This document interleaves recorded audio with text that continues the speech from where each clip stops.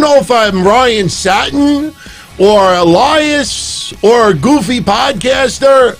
I don't know. But what's up, everyone? We are only 5 days away from Halloween. Unfortunately, this didn't make the cut for the costume later this week, so I figured I'd wear it anyway. I tell you, I actually think I look pretty good. Hey, I look younger, but I am Don Tony, and welcome to this edition of Breakfast Soup Raw. And joining along with me is... Anthony Missionary Thomas. What's going on there, a la DT? Once again, back is the Incredible. Does anybody know why I wrote that? Once again, back is the Incredible. Does anybody remember the lyrics? I actually, you know what? There was a metal version of that song as well. But, you know, every time I think of, you know, the brothers, you know, coming back in force, cause a little bit of more destruction, a little bit of public enemy. You know, once again, back is the Incredible, Rhyme Animal, the Uncannibal, the public enemy number one. 5-0 said freeze, and I got numb. I know the brothers out there are like, man, I'm actually kind of impressed. He knows the lyrics. No, I got sunglasses on. I'm looking at the lyrics as I'm talking to all of you. That's so good you could go on AEW TV and perform it. Yeah.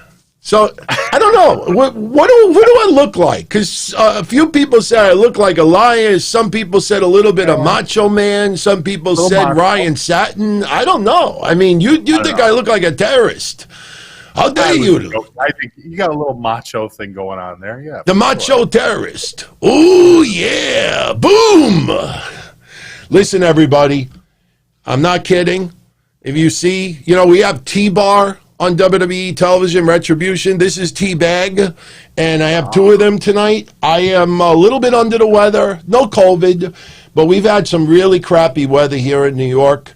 So tonight, I will be having, for the first time live on a show, tea, and I'm also going to be having club soda because I am dehydrated. I don't feel good. After watching Raw tonight, you know, I have some mixed feelings. You guys are funny, man. Crazy Cruiserweight, right off the bat. We're starting this shit off right. Absolutely. Yeah, I tell you, you know, I talked about it many times over the last month or so. I know you and I had a discussion right after the draft took place. You know, everybody thought I was nuts for the idea of having Tucker turn heel. You know, and even yesterday at Hell in a Cell, I said, you know, maybe they trade Tucker back to SmackDown. You know, maybe they could even do something where Miz pulled another favor, you know, so Tucker could get his hands on Otis. And right away, no Fiend, no Randy Orton, no Survivor Series matches. Crazy Cruiserweight wants us to discuss Tucker because, once again, back is the Incredible. When I said that I think Tucker should be moved back to SmackDown, that is on WWE's website.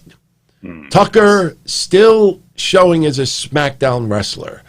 So somebody changed their mind last minute and said, you know what, let's have these two guys. I'll tell you the truth. I don't know how you feel about this, but you remember a couple of weeks ago when Otis grunted at Sami Zayn and Sami Zayn fell, and we thought, okay, this may start a program between Otis and Sami Zayn.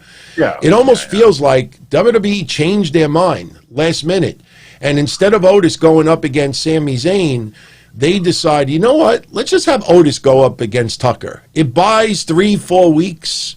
You know, it just basically gets through Survivor Series, and then we can worry about Otis later. Maybe Otis wins the Royal Rumble. You think they're actually going to follow through with this? I figured that the storyline was done. I think the way that WWE has been booking people lately, I figured that the Tucker Otis storyline is pretty much done. Do you expect Tucker to go anywhere? Doesn't this kind of feel like Big Cass goes heel on Enzo 2.0?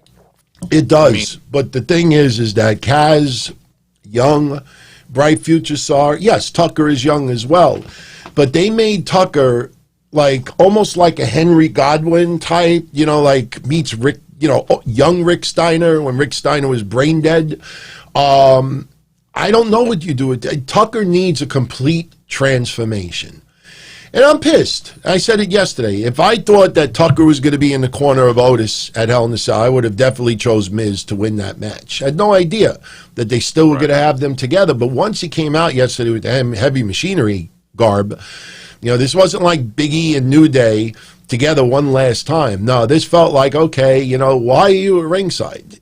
So the turn happened, and we will see where it goes. But I was so unhappy with it. I thought that was one of the worst matches of the night. I mean, I know we're not really talking about Hell in a Cell. Well, you could share a couple of thoughts. I mean, obviously, me and Joe, we did a post show. It's available on iTunes and Stitcher and pretty much everywhere else that we actually have our feeds up. But last night, one of the most disappointing things to me was watching, Otis lose, because it really made him look like crap. And it didn't do any favors for The Miz. Like, The Miz winning that match doesn't make him look like a good, strong Money in the Bank candidate. And the fact that he lost because Tucker turned on him. And I don't know. He lost his girl. Mandy's over on the other show. Tucker is now today over on SmackDown. It feels like there was no purpose to this, and Otis has lost everything. And the bad thing is, too, and we joked about this yesterday. Well, didn't joke, but we discussed this yesterday. Is, one of the biggest problems of Otis being such a focal point right now is Otis is such a crowd guy. Yeah. He's a crowd pleaser. But there's no crowd to please. And as much as the Thunderdome tries to scratch the itch of empty arenas, the reality is Otis is a guy who can rile crowds up. And now he looks like nothing. He's lost everything in a match. The lovable loser. 7 minutes long. Yeah. You literally crushed this guy's career in 7 minutes. Yeah. You gave Miz the briefcase. You took away his tag team partner. You took away his girl. I don't know, man. I mean, if Otis comes back from this, I'm curious as to how. I brought up the only scenario how they could bring Otis back from this. But even still, I don't believe that it's possible. I think that you literally just saw Otis fall down the hole, literally. I totally disagree. I think WWE's mindset is he's had some really bad luck, and we could all relate to that. And he's going to come back on a comeback trail, and then he will be more like the what did they call Bill Clinton? The comeback kid. When he ran for president, he was the comeback kid. And I almost think they're almost going to do like a comeback kid storyline with Otis. Otis lost the girl. Otis lost his tag team partner. Otis lost the briefcase. Otis has lost everything. So we have sympathy for Otis. We want to root. So, it's almost like, a lot of people felt that maybe Sasha chasing the title is better right now than Sasha winning it this soon. Sometimes chasing something actually is better than actually winning it. Look at Dusty Rhodes. I'm not comparing Otis to Dusty Rhodes, but Dusty Rhodes, I chuckle when some people who are much younger than us, well, me especially, will say that Dusty Rhodes is one of the greatest NWA heavyweight champions of all time. And Dusty's one of the greatest. I love Dusty Rhodes. But go and check out Dusty Rhodes' length as NWA champion, the 3 times he held it? He held it for a very, very short period of time. People, so the thing is that they realized that Dusty was more money chasing Harley Race, chasing Ric Flair, chasing Terry Funk, whoever it was. Some people are looked at as more money because, let's be honest, Otis, when we thought Otis was going to hook up with Mandy and he got screwed in the restaurant, he dropped the rose, everybody talked about him on social media. When Otis was trying to go, for, whatever event it was, or even a storyline leading up to the Money in the Bank match, the buzz with Otis was always more before he actually accomplished. Once he started to do the things with Mandy, some of the skits were great and everything, but we seem to root for Otis more before he captures something. So this might be another case where Otis may have to chase instead of having. And Otis is very beloved by fans out there. And if fans really want to go the route that, oh, WWE management is screwing Otis. That wouldn't be the storyline, but if we all feel that way, then we kind of root for Otis even more. Hey, WWE, what are you doing, Otis? Yeah, but WWE hasn't been making good on those promises. There's a lot of people that have been falling down the well lately, and there is no retribution for them, no pun intended. But Otis is a character that's been very strong and gotten a lot of positive feedback for the position that he is. And him keeping the Money in the Bank briefcase wasn't him winning a title. He's still in the chase, and he's still the underdog. So them taking everything away from him doesn't even make sense. Right. Because the guy was already the underdog. And I understand that you're saying that the best way to do this is by having people chase it. Well, if you've lost everything, what are you chasing for? It's not like, what is he going to do? We're not going to see Otis until next year's Money in the Bank? I know. Let's see if he qualifies for Survivor Series. I don't even think he may even be in that. Or maybe he loses because Tucker shows up and causes him to lose. Right. You know? Shout out to Jay Carlos. He, including Ken, terminated by DQ. He'd like to know, when do we think that people will start really going to WWE shows? Oh, my God. I know. I mean, and by the way, everyone, I just have to tell you this straight out. I kind of put this on a little bit too upwards, and I have like little frizzes of hair going in my nose. And I know we joked Friday. I have no idea why this is in this room. I swear to God, I have no clue. But the other day, and I even joked, I said, she was in the other room. I couldn't say anything. I'm like, do you think that she might have like went in here and, turned this on? But I don't think you can actually use that for that, because that like does nose hair and stuff. So yeah, it's one of those nose trimmers. So I keep getting, as I'm talking, because the beard keeps moving up, I'm getting strands of this stuff in my nose, and it's annoying. And I'm getting it in my mouth as I'm drinking tea. So I may have to peel this off soon. But I will tell you this, and I've kind of brought this up before. The Amway Center, WWE has it until the end of November, about one more month. Right after Survivor Series, the lease is over. I don't know if WWE could continue it for another month, because there's other events that, they obviously want to have there. WWE may have to seriously overpay to keep it for another month, but this vaccine is coming out by the end of the year, January, maybe even November. Sometime between November and January, this vaccine is coming out. And yes, I've said this since March, this virus will be here for several years. There's going to be a ton of people out there, no matter who is president, that does not believe in vaccines, do not believe in flu shots. So you're not going to get everybody in this country to get a flu shot. And when you see, the cases are up and this and that, again, I keep saying it comes down to individual responsibility. I personally think almost everybody on the roster will get the vaccine, because they probably weigh, the fact that they're an entertainer, they're around people, that the type of, employment that they got involved in, you're very close and personal with other people. So I think a lot of wrestlers will get it. But there's no way to know which fans got it and which ones didn't. Some people may remember back in March, I had come up with this idea of having like a card or a band saying that, that you got the vaccine, and right away everybody was throwing in my face, it's New World Order stuff. But I personally think that, as far as wrestlers go, I already see promotions that are not going to hire people to work unless they were vaccinated. And the interesting thing is I don't know if that could be sued in court. That you're being discriminated because you didn't get a voluntary vaccine. But unlike with Joey Ryan, thinks... Yeah, but when do you think that people will actually go back into WWE? Well, my thinking is, since this vaccine is coming out between November and January, once the vaccine is out, and WWE staff knows that pretty much their employees, their wrestlers are vaccinated, and they're immune to this virus, I think that's when you start having people come back.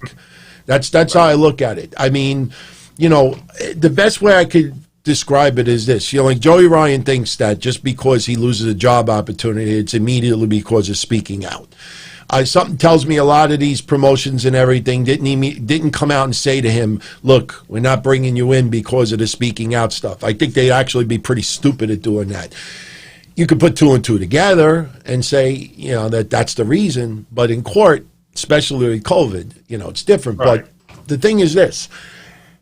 I teach defensive driver class. I teach driver safety. It's God honest truth. In order for me to teach defensive driver, I have to have a clean license.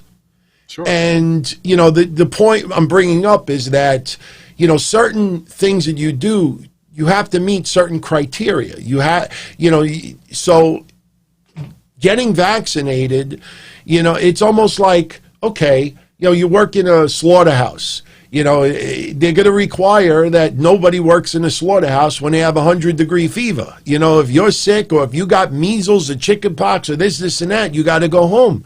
So as far as this virus goes, it's a health hazard in a lot of environments. So I personally think once this vaccine comes out, within weeks, you will see WWE have fans again. I think slowly they're going to start doing it sooner than later. Not during the Amway Center, because the agreement was no fans, so they don't have to worry about vendors and they don't have to worry about this.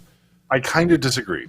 And the only reason I'm going to disagree on this one is not necessarily because of the timing of it, but because of the vaccinations. I don't believe that the vaccinations are going to be what keep people out of WWE arenas. I think when WWE arenas open and you have the venues that will allow people in during this whole COVID crisis and can do that, people will show up. Once again, sadly, this entire COVID thing is political to a point. And there are a lot of people that don't feel that there is a severity behind it and will ignore the popular opinion of COVID being as dangerous as it is.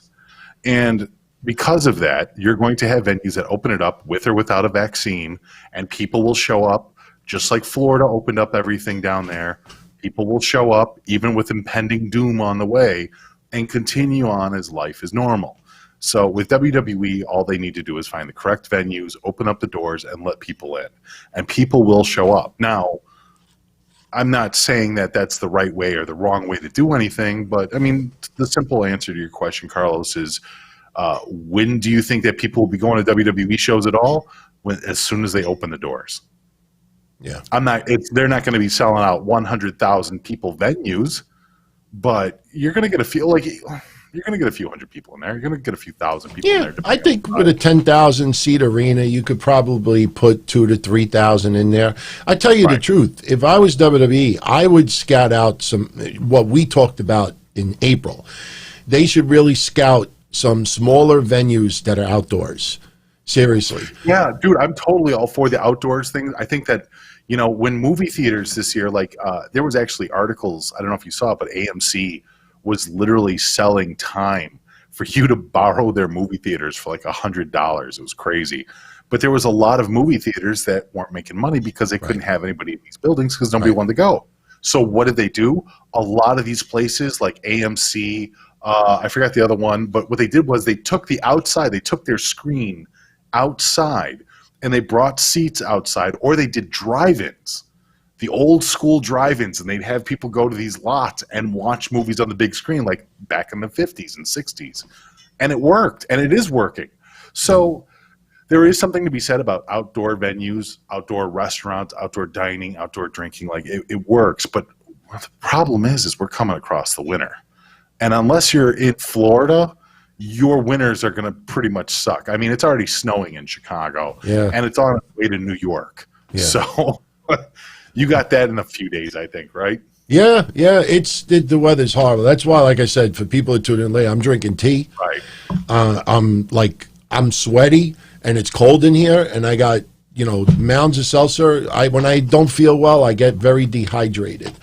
And, we got the shitty weather coming in. So Ray brings up, it's the Regal movie theaters. That's what. Oh yeah, Regal did it. Yeah. Well, I was just talking about the ones out by where I was at. Yeah, sure. Right outside of Elgin, Illinois. They had them where they actually just put the screen on the outside, and you could just watch it from the outside. So yeah. Wow. Just go through a couple other questions, and we'll talk about Raw and a few other tidbits as well. Sure. Prince Albertz, he feels like WWE writers are checking out the show, taking some ideas. We've been told that over the years. I mean, without naming names, there are people in WWE that enjoy the shows. We usually, Mish gets DMs and emails once in a while, so do I. We don't make it public because it's a little campy, a little tacky to do.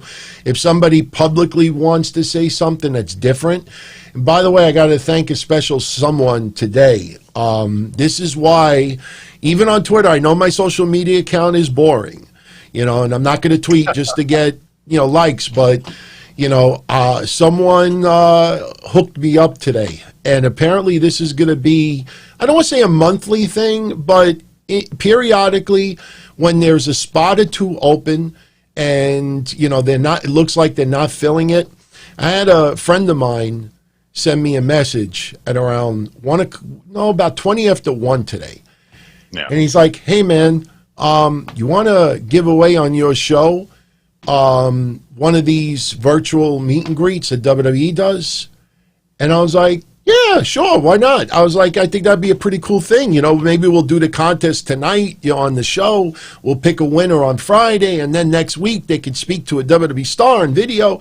And he's like, it's actually today at 2 o'clock. And I'm like, okay. So, I wanted to make it open to everyone, but I had a few special friends of the show in mind. I thought they would like it. And luckily, one of them actually got back to me right away. So I had posted on Twitter earlier today, who's going to be around at 2 o'clock that has a video, like a cell phone, that wants to chat with a WWE superstar. And Anna, who is a great friend of the show, patron since day one, hooked Anna up with it, and Anna today was able to, for a little while, talk to Kofi Kingston. And they're sending me the video so I could send it to Anna. I am not going to watch it. Keep it private between Anna. But yeah, we're going to be doing that in the very near future. Now, I had mentioned last week on Wednesday Night Dynamite that I was working with someone that you've seen recently in AEW to do a cameo. We were going to give away a cameo, call to somebody on the show. So I don't know if this is tied into it because I was bringing up AEW stuff last week. But yeah, I got that today. And, Anna loved it. And we will do it again very, very soon. So if you don't follow me on Twitter yet, again, expect the account to be very boring. But at Don Tony D. And sometimes you'll just, out of nowhere, boom, who wants to talk to AJ Styles or Kevin Owens or Alexa Bliss? Or we'll never know who it'll be because I don't know who it'll be. And going on and piggybacking off that too, I just want to say another thank you to Comic Crusaders and VirtuaCon 2. I did an interview with those guys and had a great time over there. We were actually doing charity work for the society or the Children's Society of Leukemia and Lymphoma. Awesome. And they were on their way to raising $10,000 for that charity, and it was a fun part. It was a fun thing to be a part of. They're very good people. Very good people. Yeah, it was really good. They had on some wild guests like Professor Dr. Pepper, which was this guy. I guess he worked with Dr. Pepper or something like not the Dr. Pepper, but he worked with the company, and he was sharing a lot of insights into a lot of Dr. Pepper info. And then they had on different comic designers and image designers and a couple of different movie stars and music artists. So it was pretty humbling to be a part of that dais, and I'm very thankful for that. And if you guys want to check it out on your own, you can easily look it up at Comic Crusaders here on YouTube. That's great, follow man. them on Twitter and everything else like that. But also on that same point with what Prince Albertz was saying about, getting WWE listening to the shows and stuff like that. I know for a fact that Joey's heard some stuff over the years as well with Wrestling Soup, and I've heard some things too. And you're right, it's kind of a weird thing. It's like you don't know. First off, you're never really 100% sure if the people that are telling you this stuff are completely legit or if they're just pulling your chain. Yeah. And on the second hand of it, though, too, is like, well, it's really kind of weird to sit there and, stroke your own ego by saying, well, WWE listens to my show. It's like, I know, it's a little tacky, but right, it feels good. Yeah. It feels good to get those DMs once in a while from certain people and, getting a little bit of, compliments and, incentive. And sometimes I get some advice and, I'm doing my hardest to, gradually not bring up goofs anymore because one person specifically told me, stop it, just do what you've always said in the past, just focus on what makes you good and not what makes other people bad. So it's great. It is great to do. And, I appreciate it. And I appreciate every single one of you that tunes in, I know sometimes it's an unpopular thing to do to support yours truly, but honestly, don't pay attention to the noise. Just if you're enjoying yourself, that's all that matters. But have a little bit of fun, talk a little crap. It's the smiles that we have, and I know you're more rugged and rigid, and not we're different personalities entirely. But when people see us smile and laugh, it's authentic. It really is. It's true. But by the way, Crazy Cruiserweight, thank you very much. I had it on the screen so anybody could see. He looked it up. Dusty Rhodes' entire 3 NWA title reign, 107 days.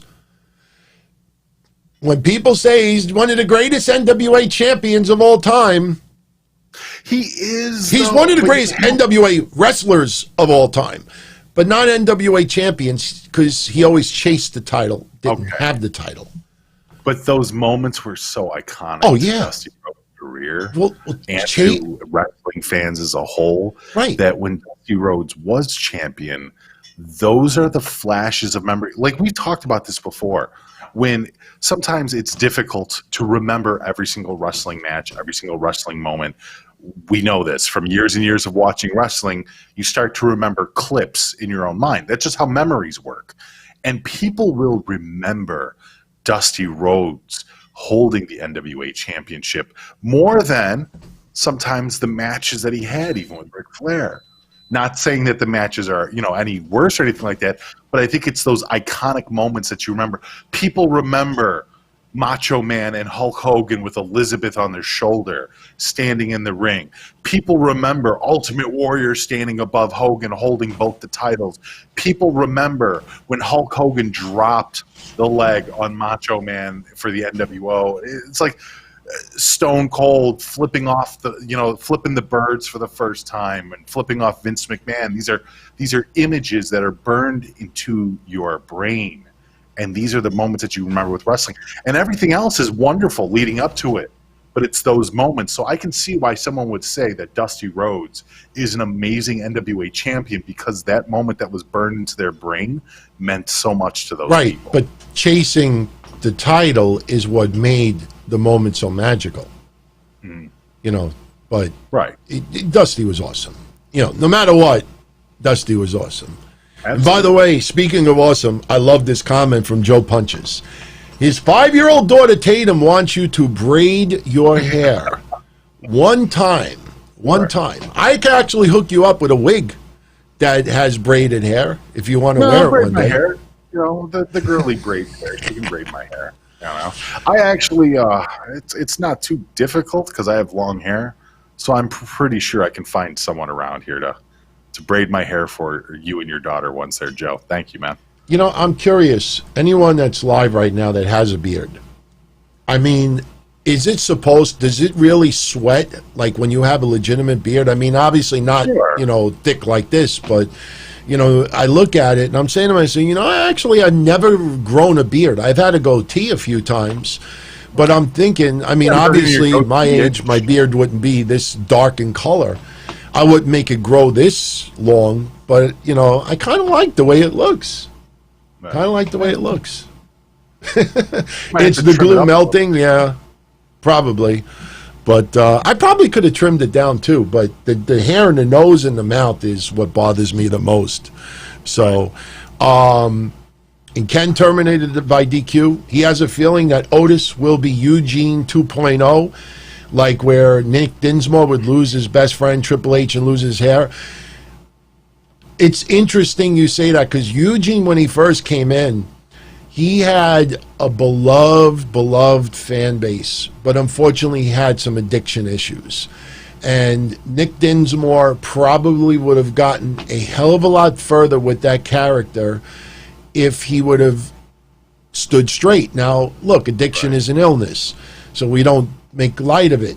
But it ended up with Sandman caning the crap out of him at ECW One Night Stand, and for me, that's one of the magical moments, you know? Yeah. So, but Otis is a whole different character, because Eugene was almost playing someone who was slow, almost like mimicking all of his idols. Otis does mimic other wrestlers too, but Otis is a hard-working, I mean, listen to his intro now when he's got sound bites added to it. Otis is not playing someone who's slow. Naive, yes, but slow, no. So Otis is nothing like Eugene, or would not be a Eugene 2.0. He's just... They were definitely different colors of the spectrum. Right. I mean, I can see them both on the spectrum as far as where the character was, but Eugene was definitely a lot more special than Otis is. Mandy. Now, when we shout out Mandy, do we have to do it like the theme song? Mandy. Shout out for Mish listening to Seal while Mandy brushes. Oh, while he brushes his hair. Oh, okay. All right, cool. All right, thanks. By the way, did you notice tonight, Nikki Cross, CFO music, out of there. Now she's got some generic, energizing music.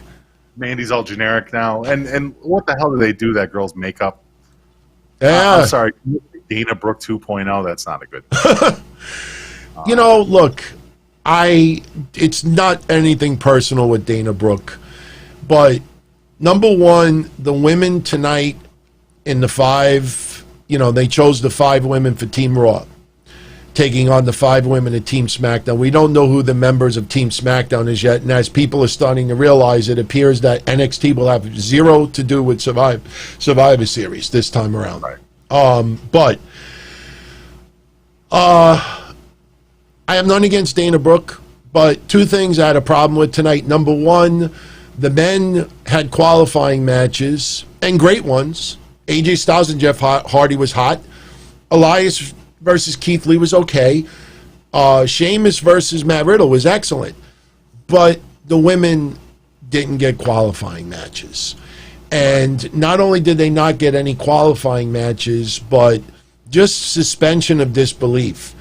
When you have Nia Jax, almost insinuating like she wants Dana Brooke and Mandy Rose to be part of Team Raw, when you think of Natty, when you think of, isn't Naomi on Raw now? When you think of some of the other women who have gone so much farther, but no, Dana, you're my first choice. It's kind of like, oh my God, here we go again. She's going to be the first person eliminated out of all of this, But I'm not thrilled with how they use it. And everybody and their mother thought Charlotte was going to return tonight. Maybe she was going to be the team captain. And hell, she may still be the team captain, because I don't believe we have a team captain yet. But usually the team captain is part of the match unless something happens to Lana and Charlotte takes Lana's spot. What do you think about how they set up the women's Raw team tonight? It was fast. It was kind of sloppy, but I think it's kind of on the back burner. I don't think that the women's qualifier means as much to Survivor Series this year. They don't have Ronda Rousey. They don't have Becky Lynch. They probably won't have Charlotte. And, I mean, when you start looking at that, and then the possibility of Sasha and Bayley even having a reprise of their last match, I don't know. That's a lot of people that are on the upper echelon kind of getting taken out. Yeah. And I don't know at that point, and who knows if they're going to have a tag team women's match with Nia and Shayna Baszler too. Yeah. So that also puts two more people out of this. So yeah, the fact that the qualifier was kind of a throw off and Lana had the moment, Lana got put through the table afterwards and stuff. It makes sense for what it is, and I don't think it's going to be a highlight of this year's Survivor Series. Yeah. Tay704 reminds me that Naomi is still injured. I remember not too long ago we talked about it. Not to get a little bit gross, because I know there are some women that are tuning in right now as well. But for those that aren't aware, and I don't have notes in front of me, it's just from memory.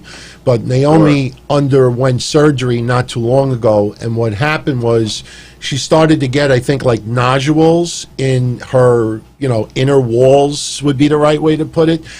And it leads to excessive bleeding. It leads to a lot of pain. And, the surgery was not serious, but it does require some healing time. So Naomi may not be ready for a return. Let me ask you something about this, because didn't she kind of have this surgery once before on Total Divas? It's possible. I don't watch Total Divas, but I will tell you this. I know years ago at this point. Yeah. I know for 100% fact they do grow back. Believe it or not, I had surgery on my nose. I remember that she went through some kind of a surgery because her and her husband or her boyfriend at the time were trying to get intimate and she couldn't. She was painful? Right. And there was something going on there back then. That's probably it. Yeah, that's probably it. It grows back. Nodules, I had them in my nose. I had them removed. They've grown back. I could tell they've grown back. But that's nothing compared to the pain that Naomi went through. I mean, her job is, mostly in the ring. And can you imagine running around and meanwhile you got these large nodules inside that are just giving you extreme pain? And then when it's that time in a month, I mean, we know the vintage stories of CM Punk shitting in the ring, or Andre the Giant shitting in the ring, or somebody farting. And could you imagine, you have an issue with, the feminine way? I don't think anybody would want to see that. So. VJ is saying that was for birth control. It may have been. I just remember that she did have problems and she had to see a doctor because there was complications with, her genitals. Yeah. And I'm not sure if it was birth control. He's probably right. VJ is probably totally right. I just remember that there was an instance where they were that was part of the storyline for Total Divas, because we know that they mix reality with BS, but there are certain moments in that show where it was just pure, like, this is actually what's happening to the girls. And that's what Trinity was going through back then. There was something going on with that. So I'm glad you cleared that up. Thank you, VJ. No, that's good. That's excellent. Thank you.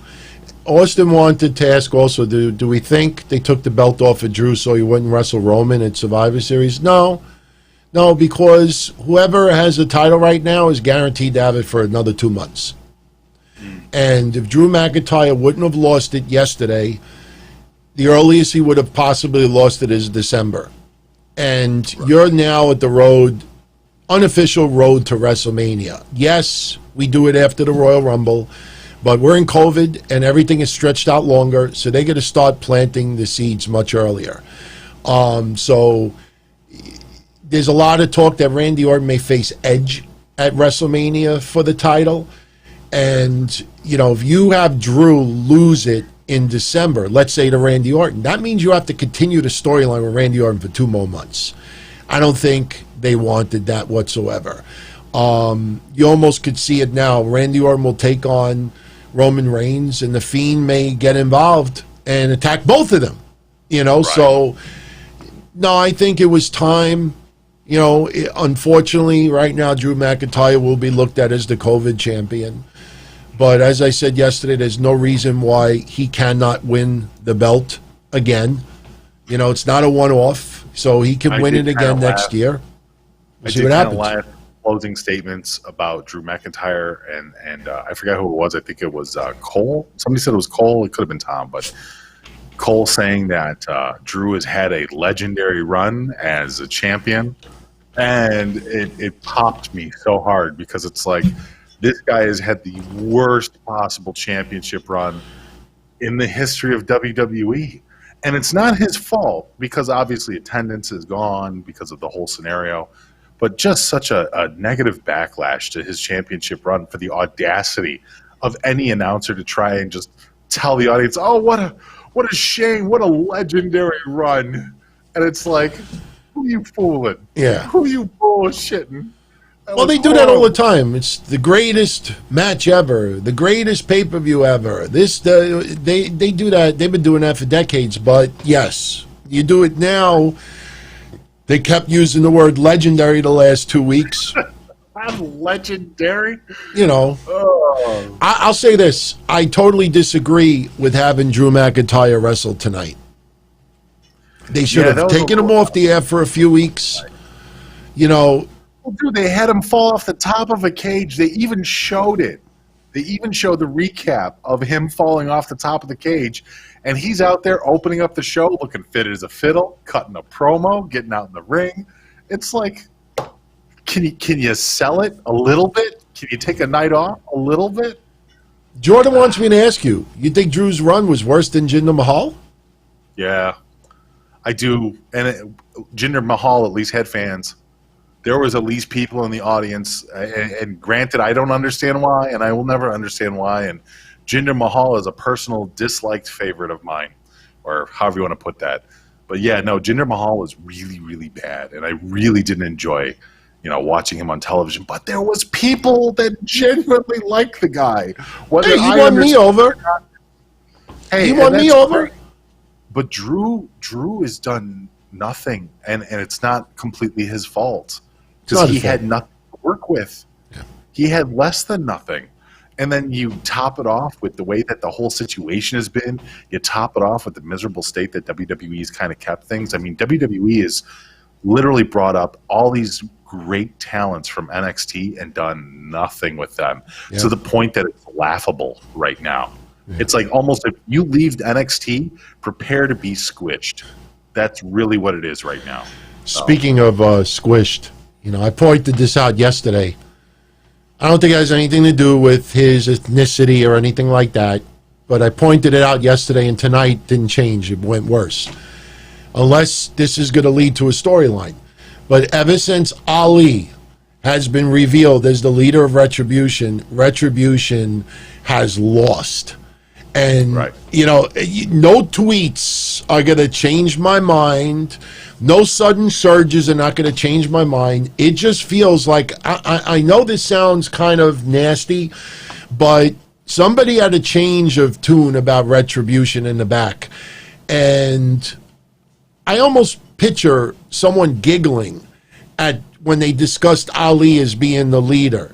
You know what I mean? Like, I can almost picture somebody giggling like, oh, we'll just make Ali the leader. Oh, and by the way, he'll just cut a promo and just reveal, just matter of fact, that he was the hacker all along. And it's just like, ever since he became the leader, and I brought it up yesterday, just to think way outside the box. Maybe you do a storyline where Ali gets booted from Retribution and they have a new leader. I would even come up with a crazy idea of Randy Orton as a leader of Retribution. Not necessarily like Evolution, but, Randy Orton, and I pointed out before, he tried to help FTR a little bit. He tried that one time when he was with Andrade and Angel Garza on Raw. Like Randy Orton to be the leader of some younger talents, I could picture, and especially, it feels like WWE planted the seed to have Retribution possibly go after the Fiend from last week. So that isn't going to go away. Though, I mean, I know you just brought up Randy Orton as being the leader of Retribution. I do agree with you in the sense that Ali is not a good leader for Retribution. But doesn't it make more sense that the outcast group of boys and girls would fit better with Bray Wyatt than they would with a Randy Orton? I mean, Bray Wyatt doesn't have a family right now. And yes, he does. He's got puppets. I know, but I mean, the Wyatt family being, Eric Rowan and Brody Lee, and there's something missing with Bray Wyatt. And I know that he has Alexa Bliss right now, but I don't know. If you're talking about the island of misfit toys, I would think that Retribution would be a good fit for Bray Wyatt. I don't know what you could possibly do with that, But I think it would be a better fit than having Randy Orton all of a sudden come out and lead them. By the way, I don't recall Bray Wyatt's eyes being that color. I mean, I have hazel eyes, so I know what it's like, you know, for people to say, oh my God, I love the color of your eyes. But his eyes tonight really stood out. And as we talked about last week, we said when she is with Bray Wyatt, people remember word for word last week, you and I talked about it. When Alexa Bliss is with Bray Wyatt, she's smiling, cheering, you know, cheery and, you know, all bubbly. But the minute Alexa Bliss is with the Fiend, she turns into this. Right. You know, it's almost like the Incredible Hulk. You know, just the eyes are red instead of green, you know. But I have no problem with it. And by the way, I guess we could bring it up now, too. I was a little bit shocked today because they did the Firefly Funhouse segment, as we just showed you. I love the getup. Something tells me that WWE is going to make a new holiday box, and maybe a version of that hat will be in the box. But, you know, they did something where it was like tea time. And Alexa Bliss brought tea for Ramblin' Rabbit. And she said, I think there was like peach in it and strawberry and something else. And her, you know, like hidden, like special flavor or something. And then on TV, they actually revealed that Alexa Bliss put cyanide in the tea. And then they, you know, obviously they had the extra props. And then they had, it looked like Ramblin' Rabbit, you know, drank cyanide and had all his gooey stuff coming out of him. And, you know, once again, Ramblin' Rabbit dies. The Cartman. Is it Cartman that always died in South Park?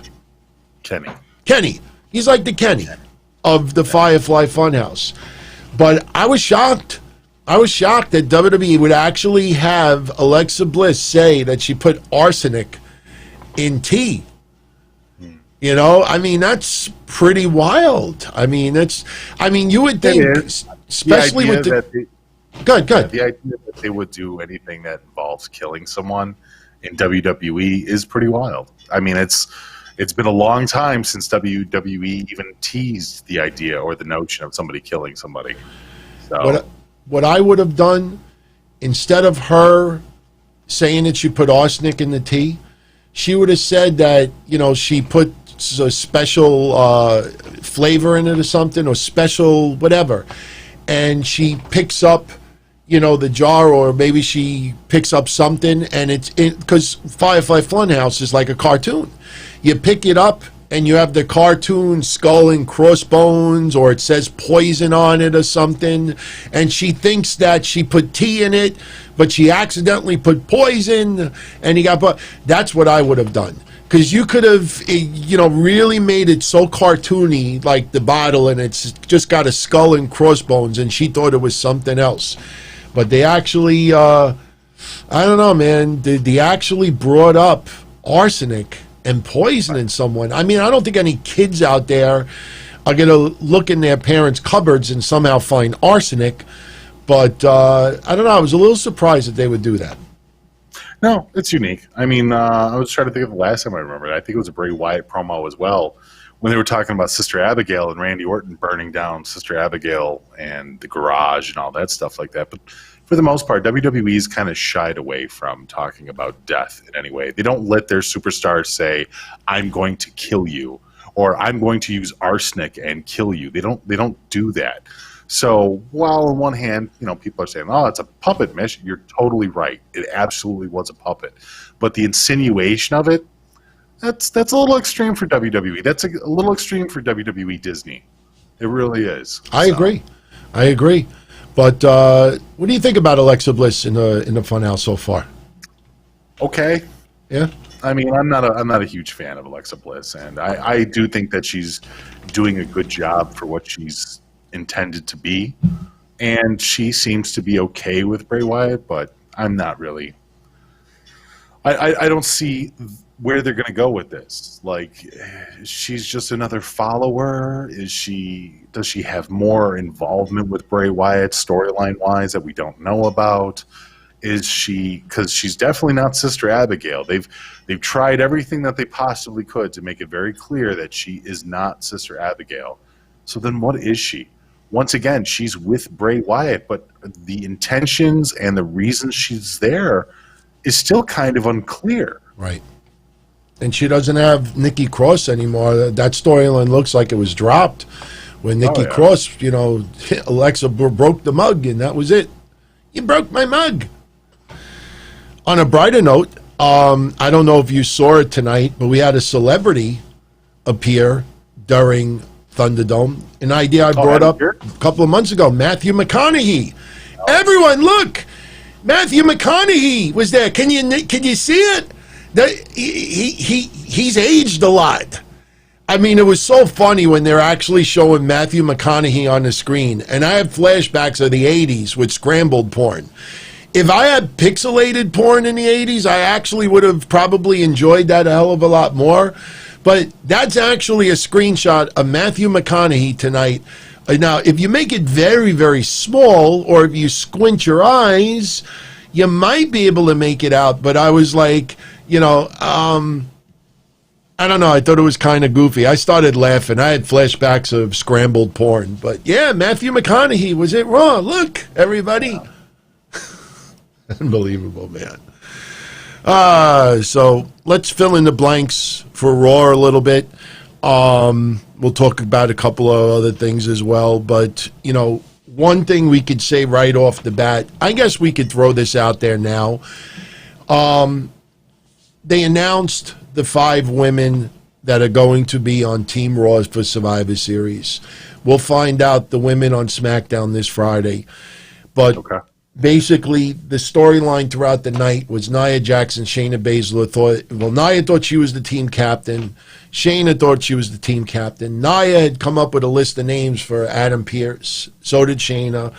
Adam Pearce says he'll take it into consideration. And later on in the night, Adam Pearce and another goof, that redheaded goof, comes out, and they announce the women that are going to be on the 5 women. They announced the first 4, which was Dana Brooke, Mandy Rose, Shayna Baszler, and Nia Jax. The 5th member would be decided tonight in a 4-way women's match. It was Lana versus Lacey Evans versus Peyton Royce versus Nikki Cross. Most of the match kind of focused on Peyton Royce, showing that she could actually go. But she couldn't. Yeah, in the end, we had... How many moves did she miss, DT? Did you count? Because there was a running joke about that. Didn't she miss like 3 or 4 moves? She did, but she's close. She's close of putting it together. She's getting there. She wrestles like a diva. That's what she is. I'd rather see actual women's wrestlers out there. We can get rid of the divas at this point. Yeah. Well, Lana's finisher now is to, when someone is about to get pinned, she pulls them out of the ring and she rolls up the person instead. Lana, I give her credit because you and I gave her a little bit of credit last week versus Asuka. People were blowing it up into some major controversy, I think, just for attention. But she had a few minutes, 2, 3, 4 minutes with Asuka. Did not embarrass herself. She actually was decent in the ring. Obviously, she's not going to be a women's champion anytime soon. But, in the match today, she was not that bad. But Lana, she wins the match. She is the 5th member. Nia Jax hugs her, but then doesn't let her go. And then we realize what we picked up on many, many weeks ago, the weekly gag of putting Lana through a table. And, like I said last week, for all we know, Lana could be having the time of her life right now. So, she is. Yeah, I don't think, she's getting buried for being put through tables like this. I know it's kind of like, you feel a little sympathy for her and everything, but, Lana had not been used all that great in recent, in 2020. We had that god-awful storyline with Lashley and Rusev at the time. So if this is WWE working around her limited ability and getting her in some spots here and there, I have zero problem with it. But I just wonder if Lana will end up being as part of the 5 when it comes time to Survivor Series. So, what do you think? I can see it. They like focusing on Lana. I wouldn't be surprised. And if anything, if she is enjoying herself being manhandled by women like Nia Jax, then that's what they're going to continue to do. They're going to continue making an example of her. But Peyton Royce looked like garbage out there tonight, and really? I don't. Yeah, she's just not good. She's Carmella bad. She's a diva, And the problem is WWE has made this big push in order to focus more on taking women's wrestling more seriously. People like Peyton Royce don't do that. People like Peyton Royce actually bring women's wrestling back to the diva days when it was made fun of. So the fact that they're trying to push her as like some competent wrestler when she's missing 4 of her moves in a highlighted match is just, it's embarrassing. And it's the kind of stuff that you expect from a rookie, not from somebody who's been wrestling for 14 years in the company. Shout out to that thing of a bitch, Montenegro. Shout out to yeah. Shout Thank out. you. There's no message attached, but shout out to that thing. Did you ever bitch. feel bad about Lacey? Like Lacey having to sell for some of these girls? I mean, the fact that that she's a former SWAT team member, former Marine, has probably seen the light go out of people's eyes in real life, and she has to sit there and sell for what, Dana Brooke? It could be a test, or she's had some opportunities. I think people, when you take a step back and you look at her career of the last 2 years, she actually has been involved in some pretty high-profile stuff. I mean, she was involved with the Baron Corbin, Seth Rollins, Becky stuff, which obviously was a disaster. She was involved, in a few other storylines as well. She did stuff with Bayley, and she's had quite a bit of opportunity. Don't you feel like she should be in an upper echelon? Like, you know what? Maybe that's just me. Like, I always thought that Rico, here's an actual police officer, has seen action and everything else like that, has fired his weapon, and all of a sudden he comes out there as this flamboyant manager who is getting thrown around for the most part.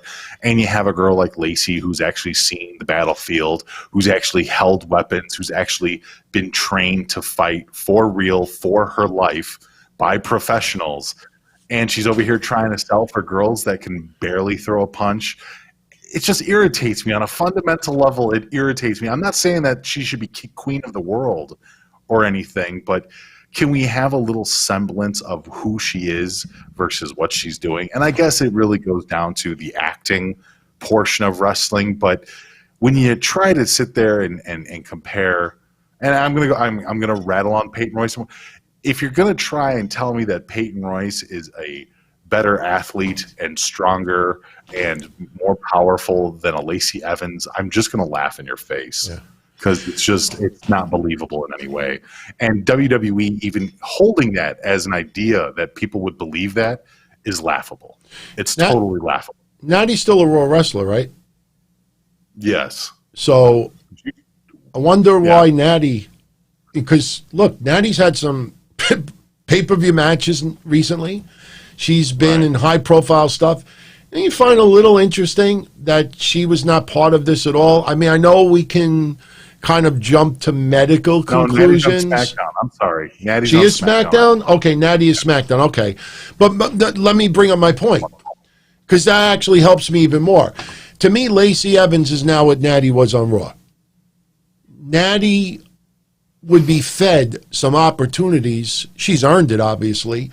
But you would see Natty repeatedly in matches with some of the lower talent. Repeatedly. So for me, Lacey Evans is now what Natty was on Raw. That's what it comes off as to me. But they've done Natty wrong, though, too. Like Natty's got plenty of instances where she should have been seen as the stronger athlete, as the stronger wrestler, and they didn't do that with her. They didn't push her that way. And I think she suffered a little bit because of it. Because whereas she'll always be respected, she's a legendary women's wrestler, she has the family name behind her, that's fine and good. But I think that there were opportunities even in Natty's career that were missed. Yeah. Well, that's what we have right now as far as Survivor Series on the women's side. On the men's side, they had three qualifying matches tonight to determine 3 of the 5 spots on the men's side. Now, before we get into those 3 matches, the obvious was, since NXT is not part of this year, you were going to have whoever the Raw heavyweight champion was against the Universal champion on SmackDown. Whoever the U.S. title holder was going to be, they were going to take on the IC champion. Whoever the tag champs are going to be on Raw are going to face the tag on SmackDown.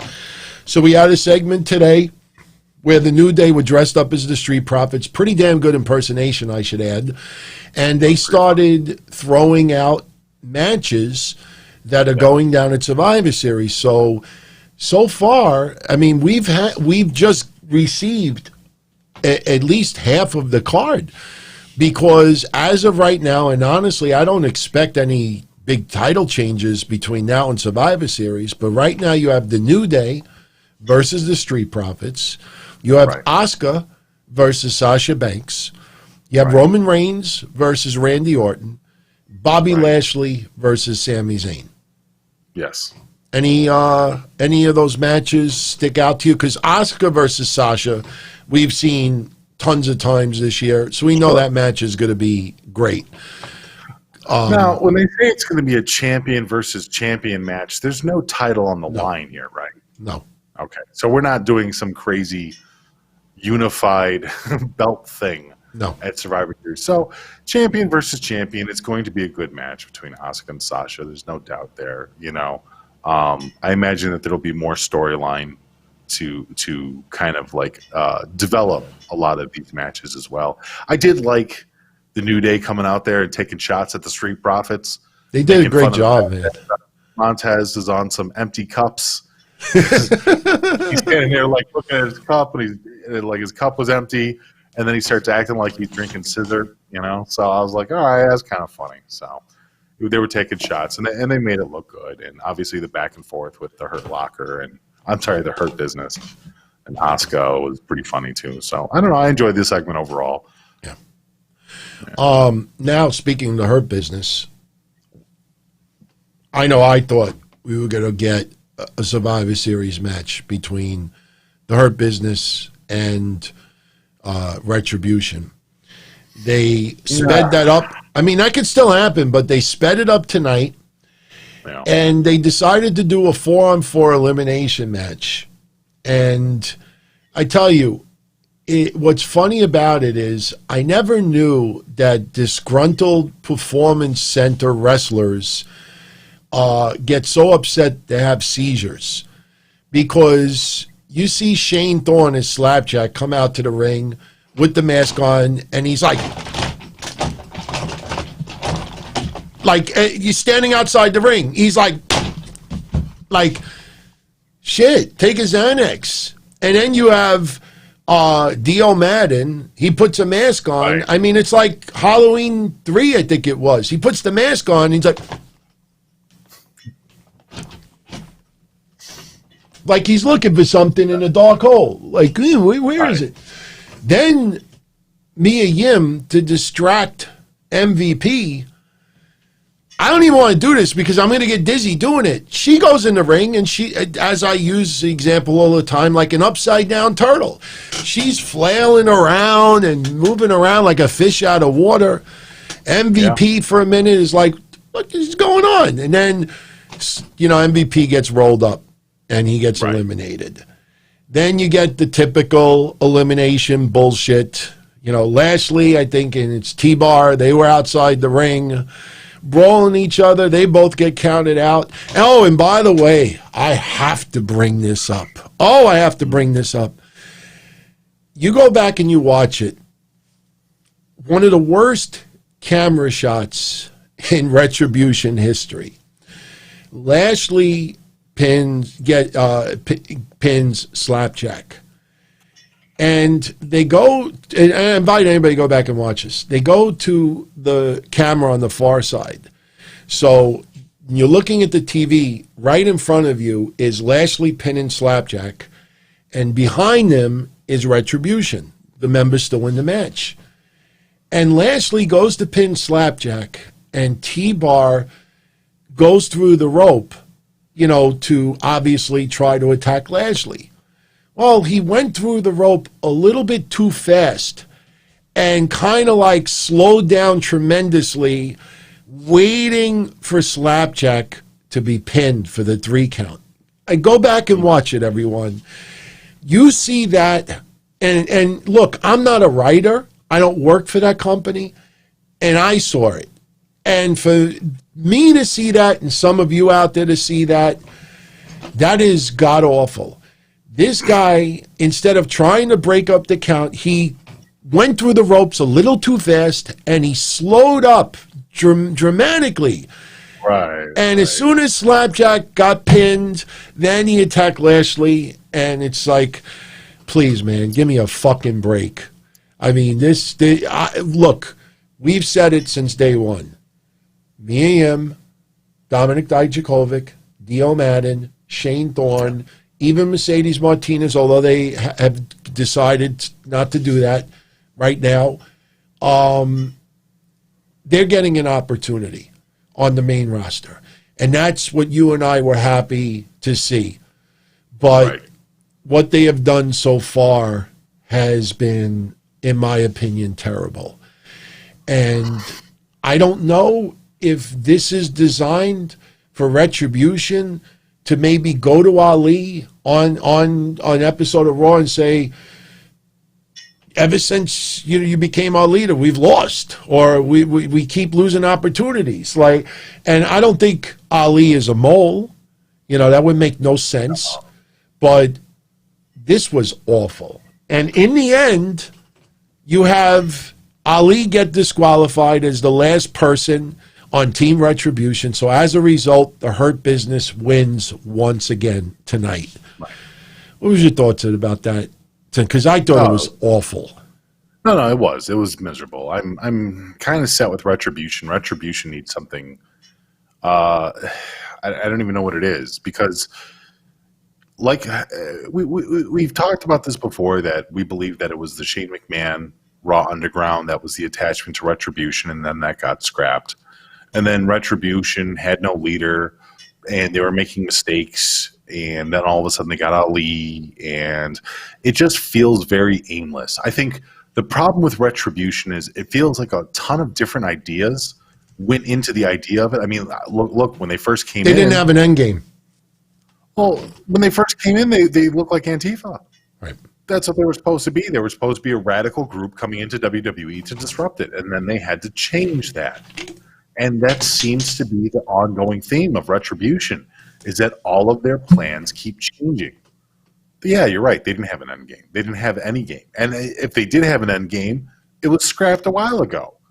So now you have a bunch of guys that they've invested some time into and invested TV time into it, going back and forth with the Hurt Business over and over and over again.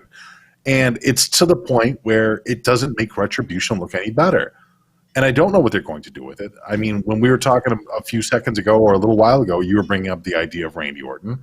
I think that they would make sense at least being Bray Wyatt henchmen, and I understand that Bray Wyatt's a loser and everything else like that. Believe me, I'm the one that was talking about it last week. Are we just supposed to forget about all the years that Bray Wyatt had lost everything any time that it counted? Absolutely not. But the one thing that Bray Wyatt always had was henchmen. And Bray Wyatt doesn't have henchmen. And here's a group of henchmen with no leader. Ali is not a leader. Can we just all agree on that? Ali is not a good leader. Give him the Bray Wyatt. At least if they don't do anything for now, eventually when they leave Bray Wyatt and get repackaged, they can do something on their own. As Mia Yim, as Donovan Dijakovic, as the actual wrestlers on their own, as opposed to being Retribution, guy behind corn mask. Even when they came out for the match tonight, it's like Ali is, what it reminds me of? When Evolution, people remember this, when Evolution would used to come out during the ring, or better yet, when Triple H was champion. Like when Ric Flair was in the corner of Triple H, or when the Evolution would come out, Ric Flair would always be about 10 steps behind. And it was so glaring when Triple H would come out with just Flair. But even with Evolution, Ric Flair would always be several steps behind. And tonight, Ali is several steps behind them. And I don't understand why Ali doesn't always come out wearing the mask like every other member of Retribution. He's got a cool-looking mask, but it just does not fit. It does not. As I said before, what I was fearing before he ever cut a promo when he joined Retribution, what I said was what I feared is that whatever explanation he gives, you can replace that with 20 other WWE guys, and they could say the exact same thing. And Ali, I don't care how angry you get in the promo. I don't care. It just feels just, like somebody whited out something and then filled in Ali's name instead. It just feels that it was just thrown together. And, I'm not liking it at all. I feel bad for the people who are getting the opportunity. They're trying to make the best of it. And look, they can still turn it around with a nice swerve or some twist, but it's going to happen soon, because if not, we're going to see a dumb segment where all the masks are going to be thrown into a garbage bin, set on fire, and then they're going to reveal their true personas or true faces. So it sucks. It really sucks. We gave it enough time to give it a chance, and I brought this up yesterday, and I bring it up today.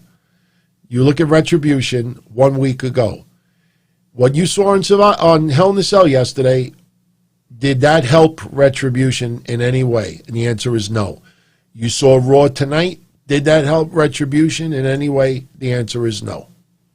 So when Raw opened up tonight, we had Drew McIntyre come out cutting a promo. He'll get the title back. Miz and Morrison come out making fun of McIntyre. Next thing you know, McIntyre attacks Miz, and then Morrison, for some reason, starts talking with a Scottish accent. McIntyre knocks him on his ass as well, and then we find out tonight we're going to get a match between The Miz and Drew McIntyre. And what ends up happening is Drew McIntyre gets a fairly easy win. At one point, he picks up the Money in the Bank briefcase and throws it all the way in the back of the arena. But I still don't understand why they had Drew McIntyre wrestle at all tonight. Even when they went off the air. Right. I mean, I know we're jumping back and forth, but that's the only way everyone we're going to keep this interesting.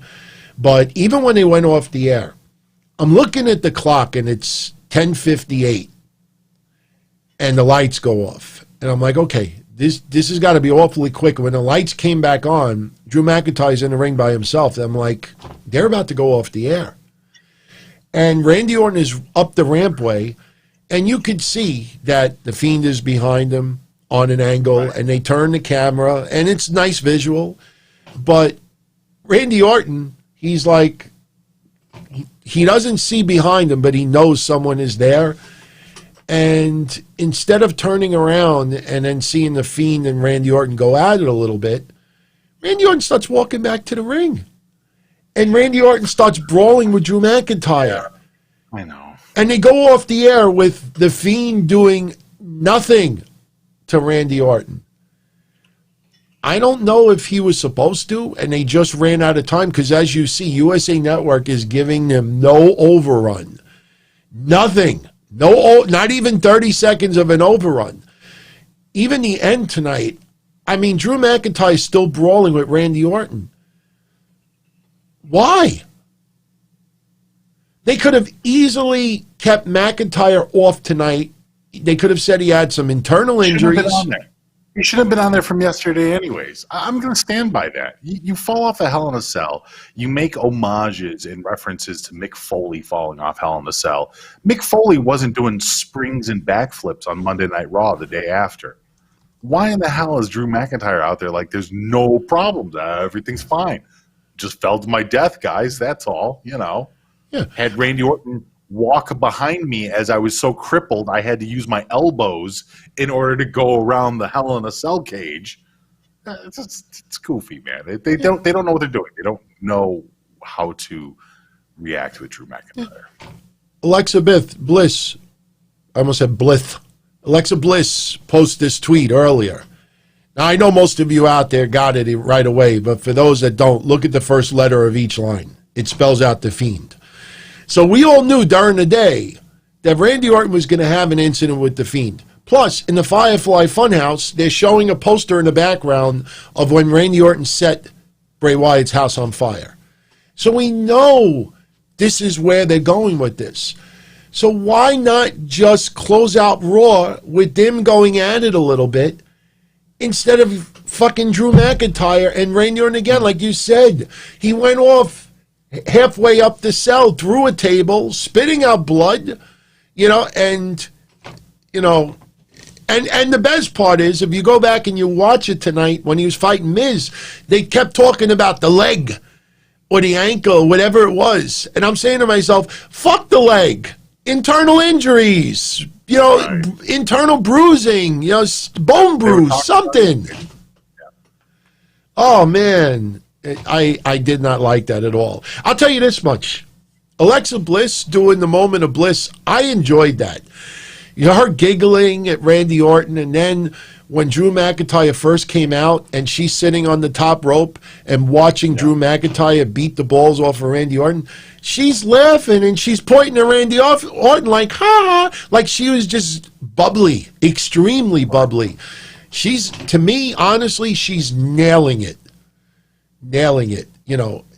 She's not a major character on the overall food chain, but in her role, she's nailing it. Yeah.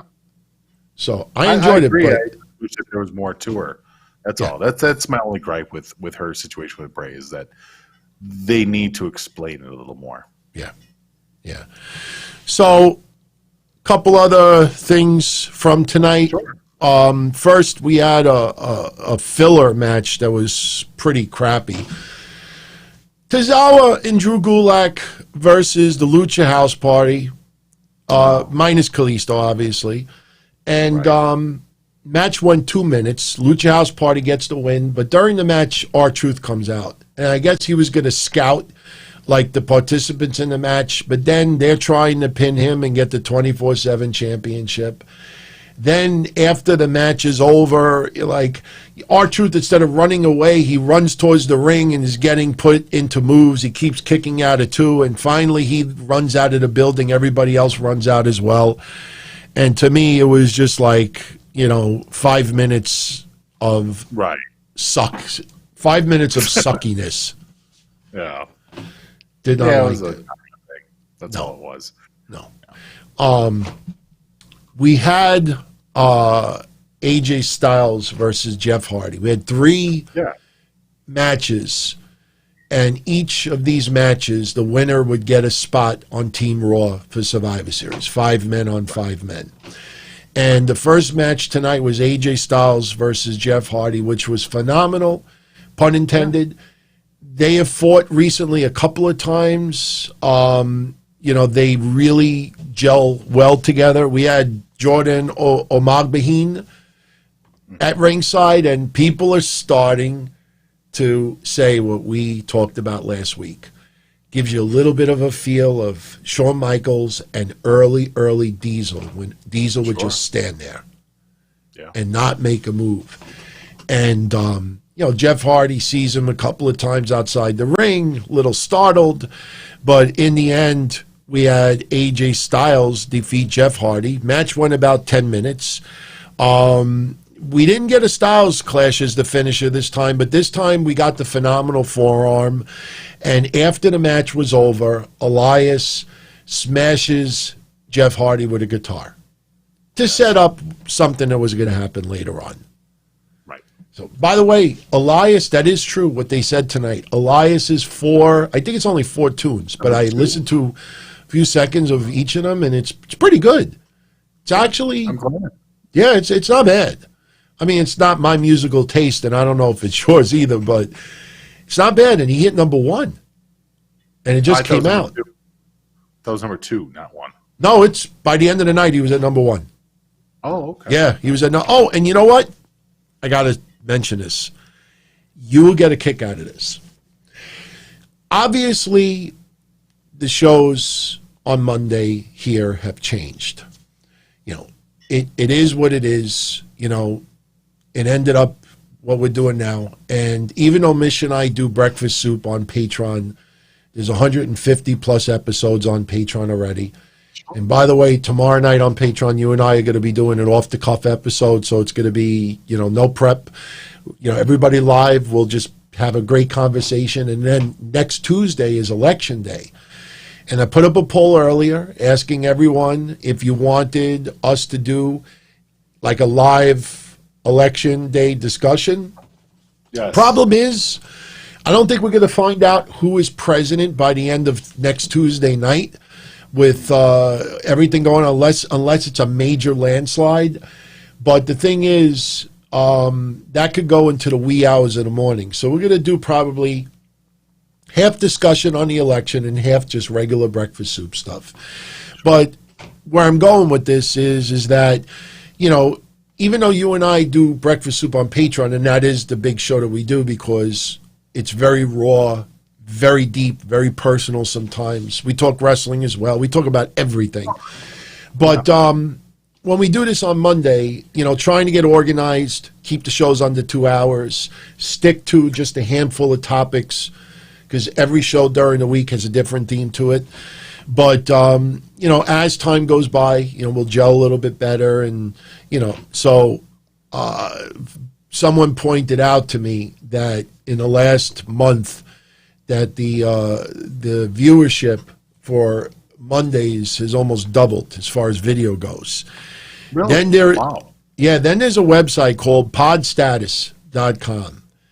And I know someone that works there, and I don't have the whole grid in front of me, but he was talking about just top 10. Not top 100, top 10. But as far as wrestling goes, you and I, we are the number 1 wrestling show in El Salvador. We are the number 2 wrestling show in all of Argentina. We are in the top 10. We're in the top 10 for Kuwait, Greece, Latvia, and some other countries. Oh, Latvia, man. Yeah. Mish likes some Latvian girls. Yeah, so he's, you know, sending me the whole thing, and I'm going to share with everybody the grid. But, you know, when you see arrows go like this or go like this, you know you're onto something. And by the way, much love to everybody who is live right now on the archive. If you're enjoying the show, I'd appreciate it if you just take 5 seconds out of your time, give it a thumbs up, a like, whatever you call it here. If you're not enjoying the show, give it a thumbs down, curse me out, do whatever you want, but be interactive, because the more interaction, the more exposure we get. Sure. And it's not easy when you have thousands of wrestling podcasts on YouTube. There are thousands. I'm not kidding. There are thousands every week. And just the interaction, good or bad, helps us get more exposure, especially when people are searching for content. So believe me when I tell you, I mean, I appreciate everybody's support, much love, but that helps us a great deal as well. So, absolutely. By the way, happy birthday to Chris Reyes, Adrian Fierro, Jason Lynn, Tom Nelson, Cockboy, and Leo this week. They're all celebrating birthdays. And getting back to the rest of Raw tonight, we had the 2 remaining qualifying matches. So AJ Styles beats Jeff Hardy. So AJ Styles is the first member on Team Raw. Right. Next match, we got Keith Lee versus Elias. And this is interesting because, you know, Elias hit Jeff Hardy with the guitar earlier in the night. So yes. Jeff Hardy reciprocates and gives it to Elias later in the night. But, you know, the only thing I didn't like about the match with Keith Lee and Elias is getting the upper hand on Keith Lee, and Elias climbs the top rope. Jeff Hardy's music hits, and Jeff Hardy doesn't come out at first. Right. So Elias is looking down the rampway. Jeff Hardy's nowhere to be found. He looks the side of the area, nowhere to be found. So Elias is just standing on the top rope like a goof, looking at an empty rampway, and it's the usual Keith Lee, you know, gets up, stops him, throws him off the top rope. Next thing you know, I guess it's like the buckle bomb, power slam, whatever it's called, and Elias gets pinned. And it was just so bad because Elias is standing on the top rope for about 15 seconds. And it was just the way it was executed was not very good. But at this point, I'm saying to myself, okay, huh? Do you think it was a missed call? No. I think it's just it took too long. Okay. Jeff Hardy's music hits. I mean, I know there's a delay to sell that he's not coming out. But, you know, Elias is just standing on the top rope like a goof, too long. And then Keith Lee just gets up, tosses him over, and the match is over. I don't like making fun of him anymore, Anthony Diaz. But Joey 924's podcast is probably ranked 924th out of 1,000. So, you know, I hope he's doing well, man. I'm dead serious. You know, I don't wish angst on anybody anymore. You know, I truly mean that. You know, even the people that still talk major shit behind my back, you know, I just like, you know, if I'm renting that much space in your head, it's not something wrong with me. It's something wrong with you. But I truthfully, sincerely hope Joey 924 is doing well. But I don't think he's, you know, ranked anywhere in the, you know, the numbers. I haven't seen a Joey 924 podcast pass through my way in ages. But, you know, if anyone out there ever happens to talk to him, please sincerely send him my regards. You know, I hope he's doing well. I really mean that. So now we got Keith Lee and AJ Styles as the first two men on Team Raw, and we got later in the night Matt Riddle versus Sheamus. And I'm saying to myself, you know what? You get AJ Styles, Keith Lee, and Matt Riddle as the first three members. I'm kind of digging what this Survivor Series team could look like. Oh, that would have been amazing. Yeah. That would have been amazing. Yeah. But, you know, obviously, we didn't get that. Sheamus and Matt Riddle had an excellent back and forth match. It was the last match of the night before the moment of bliss. But Sheamus ends up, you know, hitting the bro kick, gets Matt Riddle for the 3, and Sheamus is your third member of Team Raw. I don't know why they couldn't put Matt Riddle in that spot. Yeah, I don't even think the match should have been as competitive as it was. I think Matt Riddle should have had a much more clear advantage over old man Sheamus. Yeah. I mean, at this point, people know that Sheamus is, you know, he's got more than a few nagging injuries in his life. And here's a guy who, it wasn't that long ago that he was even talking about retirement, wasn't he? So here we are in this position where Sheamus is now up against Matt Riddle. And in a match where you would think that Matt Riddle would come out looking strong, as a strong competitor coming into Survivor Series for Team Raw, it ends up being Sheamus. And I don't know how I feel about that, but it's not good. I don't think it's going to be a complete reflection on Matt Riddle's forward progression in WWE, but it doesn't help. And it really doesn't help the fact that he got scrubbed out to a guy who's usually a scrub for other people. So, I don't know. You think this has anything to do with that Candy Cartwright lawsuit? Oh, I hope not. By the way, I have not yet gotten any court alerts because I sign up for alerts for certain. You could do that with certain court systems if you know where to go and you have some legitimate reason. But I have gotten no alerts that some of these other parties have been served. I mean, it could very well have happened, but I have gotten no alerts that they have been served So I have no idea what's going on with that, but Sure. they obviously are very high on Matt Riddle. And it was the last match of the night. But I tell you, man, that team would look so much different because we're not going to know the final two members of the team until next week. But you would have had a full 7 days of especially social media, because those are the ones the most outspoken right now because you don't have live fans in attendance. But you would have had 7 days of people saying, I got to tell you, Raw maybe kind of sucked at times, but I'm looking forward. Jeff Hardy, Matt Riddle, Keith Lee. It just feels like, okay, we're pushing. We got AJ Styles as the veteran, but we got two younger guys. WWE's, people think that WWE's kind of misused them since they've come up to the main roster. So I think that would have looked like a very and I'm not putting all the onus on Sheamus. I'm not ripping the guy. Well, let's be honest. Can we be honest with ourselves here? No matter who ends up as the other two members of Team Raw, and no matter who ends up filling out Team SmackDown, Sheamus is going to be a guy that gets eliminated. Oh, yeah. Okay. Absolutely. So we believe that. It's not like we believe that Sheamus is going to be the lone champion for Team Raw. Nobody Maybe he's believes getting that, right? rewarded. Like, a general consensus, even with AJ Styles, Keith Lee, and Sheamus, out of those three guys, nobody right now has the belief that Sheamus is going to be the guy to outlast even the other two. Yeah, I agree. Okay. I agree. Sheamus, maybe he's being rewarded for his work with Jeff Hardy and some others. I'm still like, the storyline is so asinine when Sheamus pretty much revealed that he was the one that set up Jeff Hardy with that accident. And Elias is still with these fucking promos that I know Jeff Hardy tried to run me over. It's like, and Elias and Sheamus are on the same card.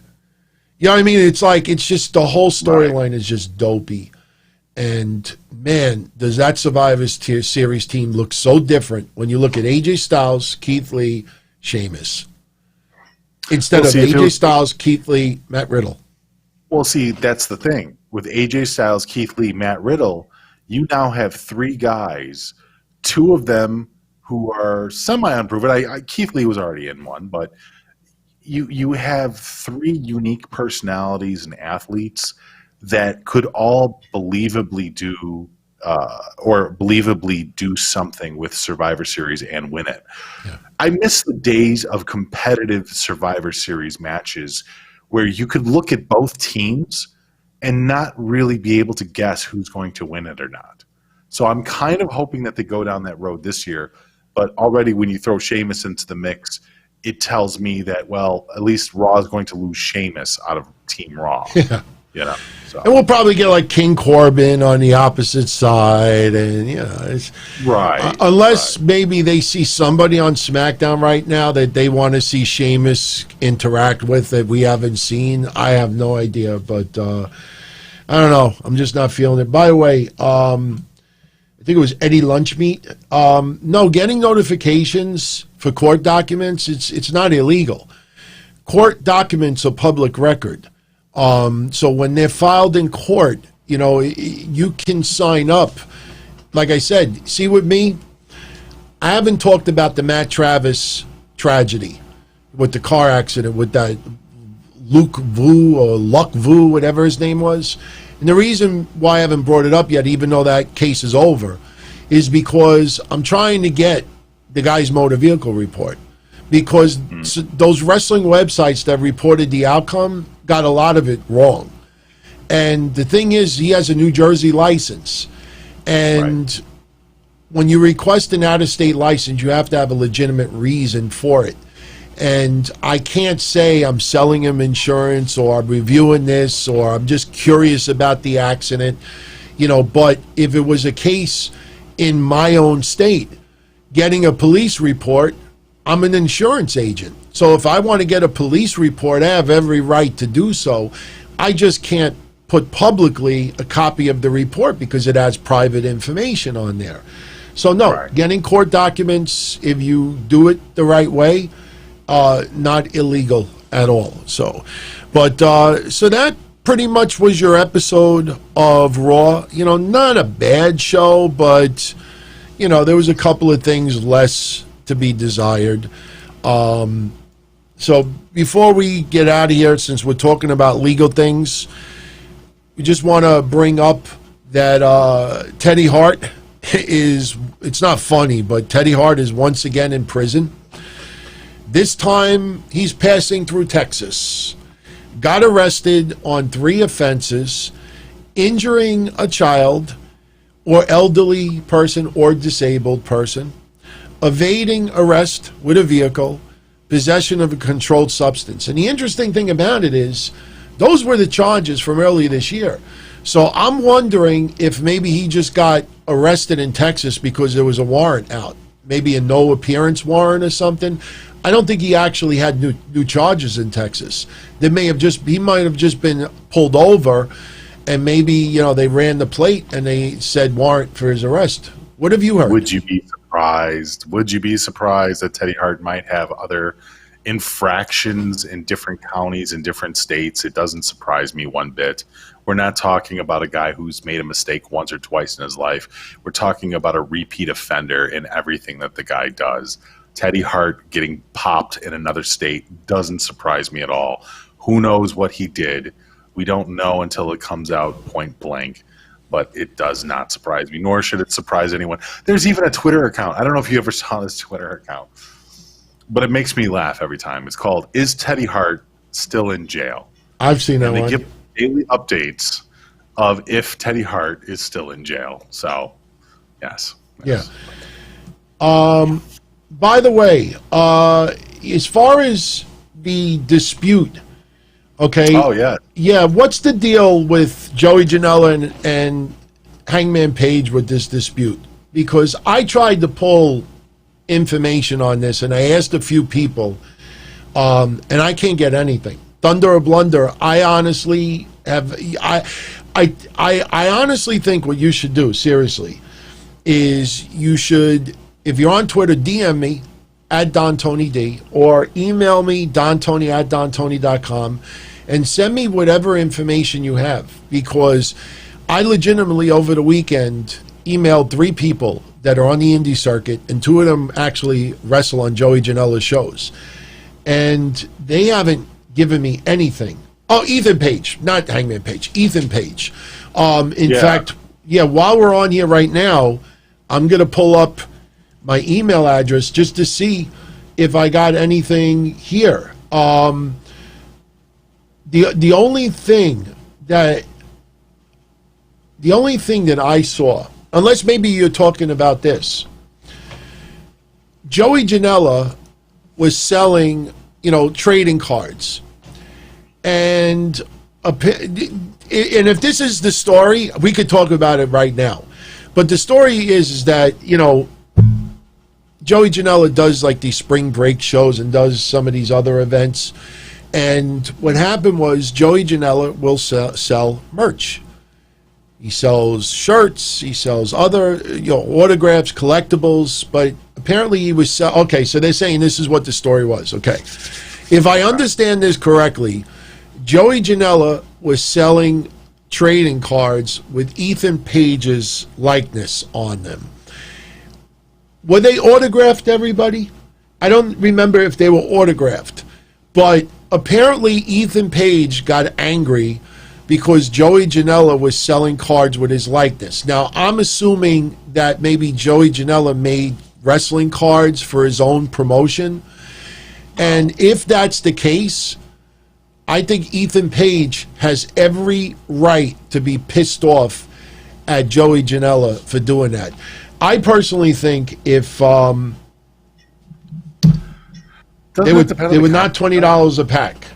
So wouldn't it depend on the contract though? Like, I mean, if Ethan Page signed a contract to work with Joey, I don't know, but I'm just saying, if he signed a contract with Joey Janela to work at one of the Joey Janela shows, is there a possibility that during that time he's kind of wavered that moment in order to sign over his likeness for that specific event? Like, let's say, for example, they were trading cards for Joey Janela's spring break, and Ethan Page was on Joey Janela's spring break.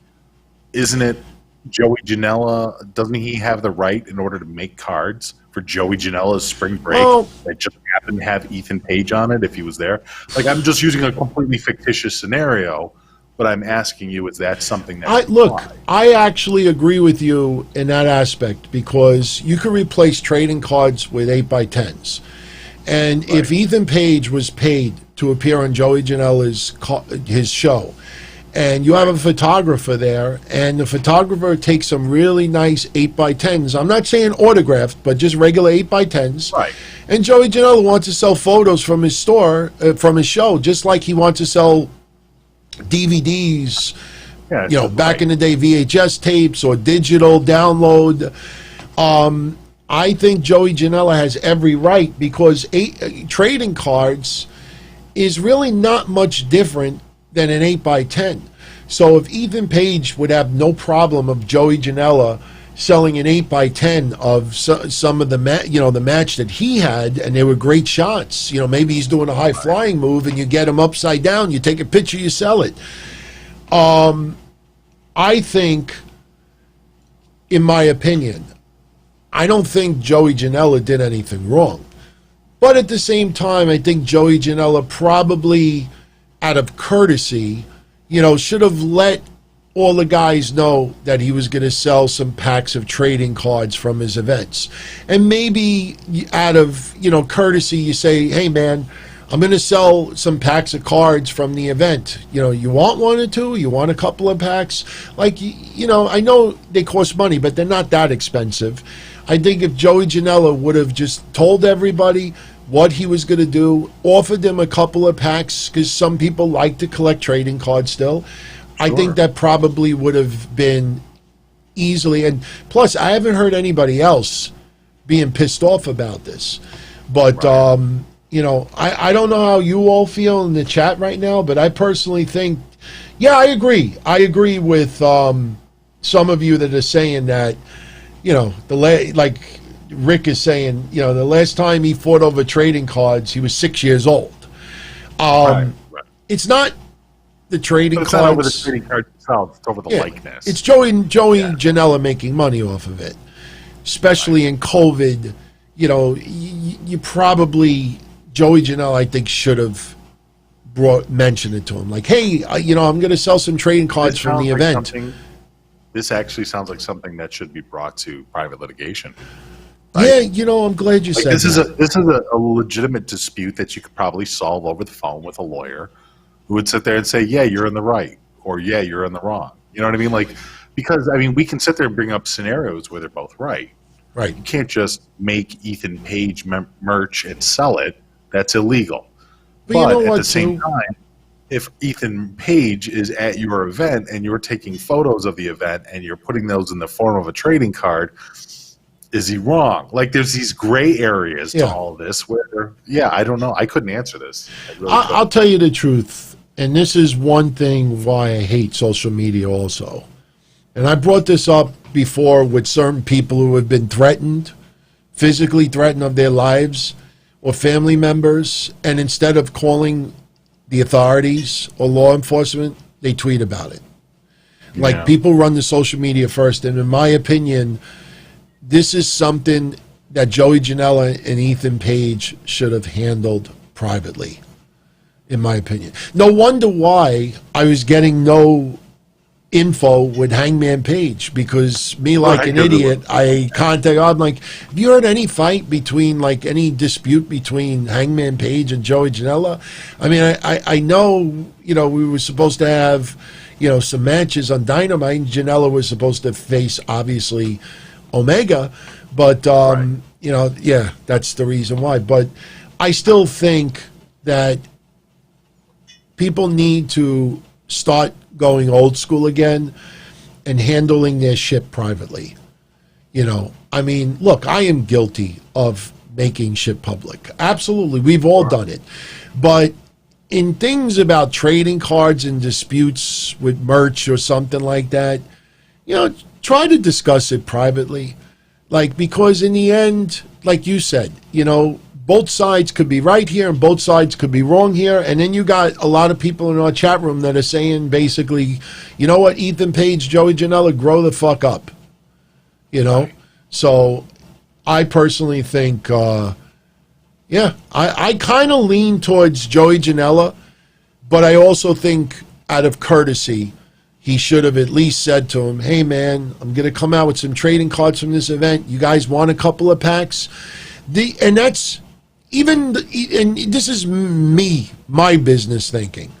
And we're going to wrap this up in about 5 minutes, everyone. But we're at an hour and 45, and we definitely wanted to make sure we were under 2 this week. But I'll say this. My business thinking is if I wanted to sell these cards and I wanted to get permission from everyone without asking permission, I would have used it and brought it up a different way. My point is I would have just sent an email to Ethan Page and everybody else on the card. Hey, everybody, look, I'm going to be making up some trading cards from the event, and I'm going to, put them on the website and, sell them. Anybody who wants them. Anybody out there want some packs also? I'll get some made up for you as well. Most people out there probably wouldn't have even bothered and just ignored it and say, no, I'm good. But that's an indirect way of saying to Ethan Page, look, I'm going to be selling these trading cards.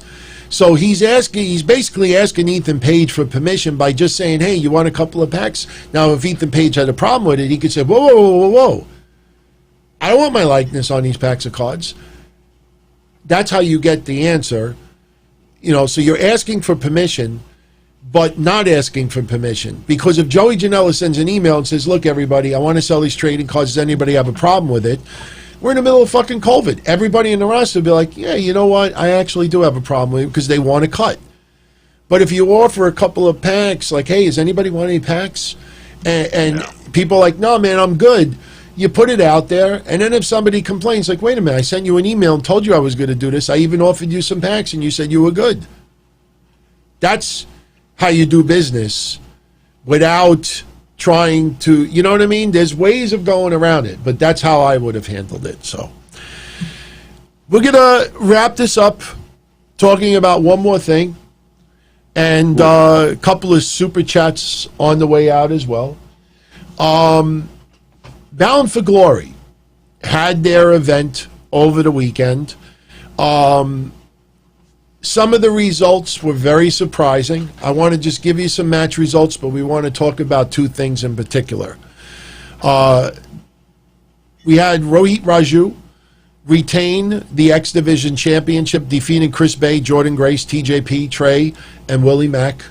We both predicted that. Rhino won the last man intergender call your shot gauntlet match. There's a lot of word going around that Heath Miller was supposed to win, but he got a groin injury that was very serious. So Rhino, they did an audible. He won the match, and as a result, they both could stay on the roster. Moose defeated EC3, which was very surprising. Ken Shamrock, who got inducted in the Impact Wrestling Hall of Fame. Ceremony was, pretty cool. Bret Hart, Mick Foley, The Rock, wish him well, and it was nice. I enjoyed it, but he defeated Eddie Edwards due to interference with Sami Callihan. The North win the tag titles, defeating the Motor City Machine Guns. Now people are wondering if they were only signed to a short-term deal or if they're going to be around for a little while. Good Brothers and Ace Austin and Madman Fulton. We had Su Yung defeat Deonna Purrazzo, and this was topic number 1 we were going to talk about.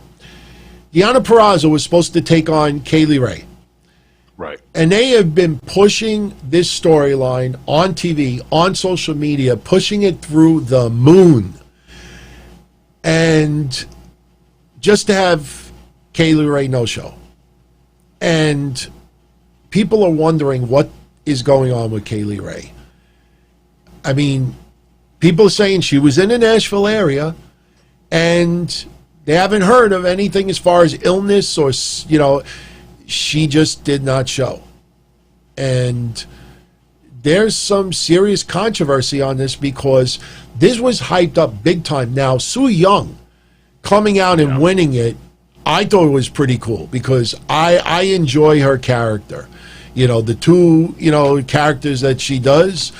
But, you know, they're bringing back the women's tag team championships.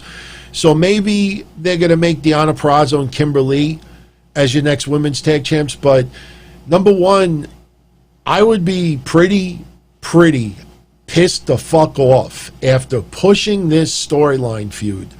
I'd be pissed the fuck off to have Kaylee Ray just no show. And I'm also extremely surprised they took the title off of Deonna Purrazzo. Do you think that there was any kind of foul play or anything else like that involved? I have no idea. They could try to turn it into a storyline.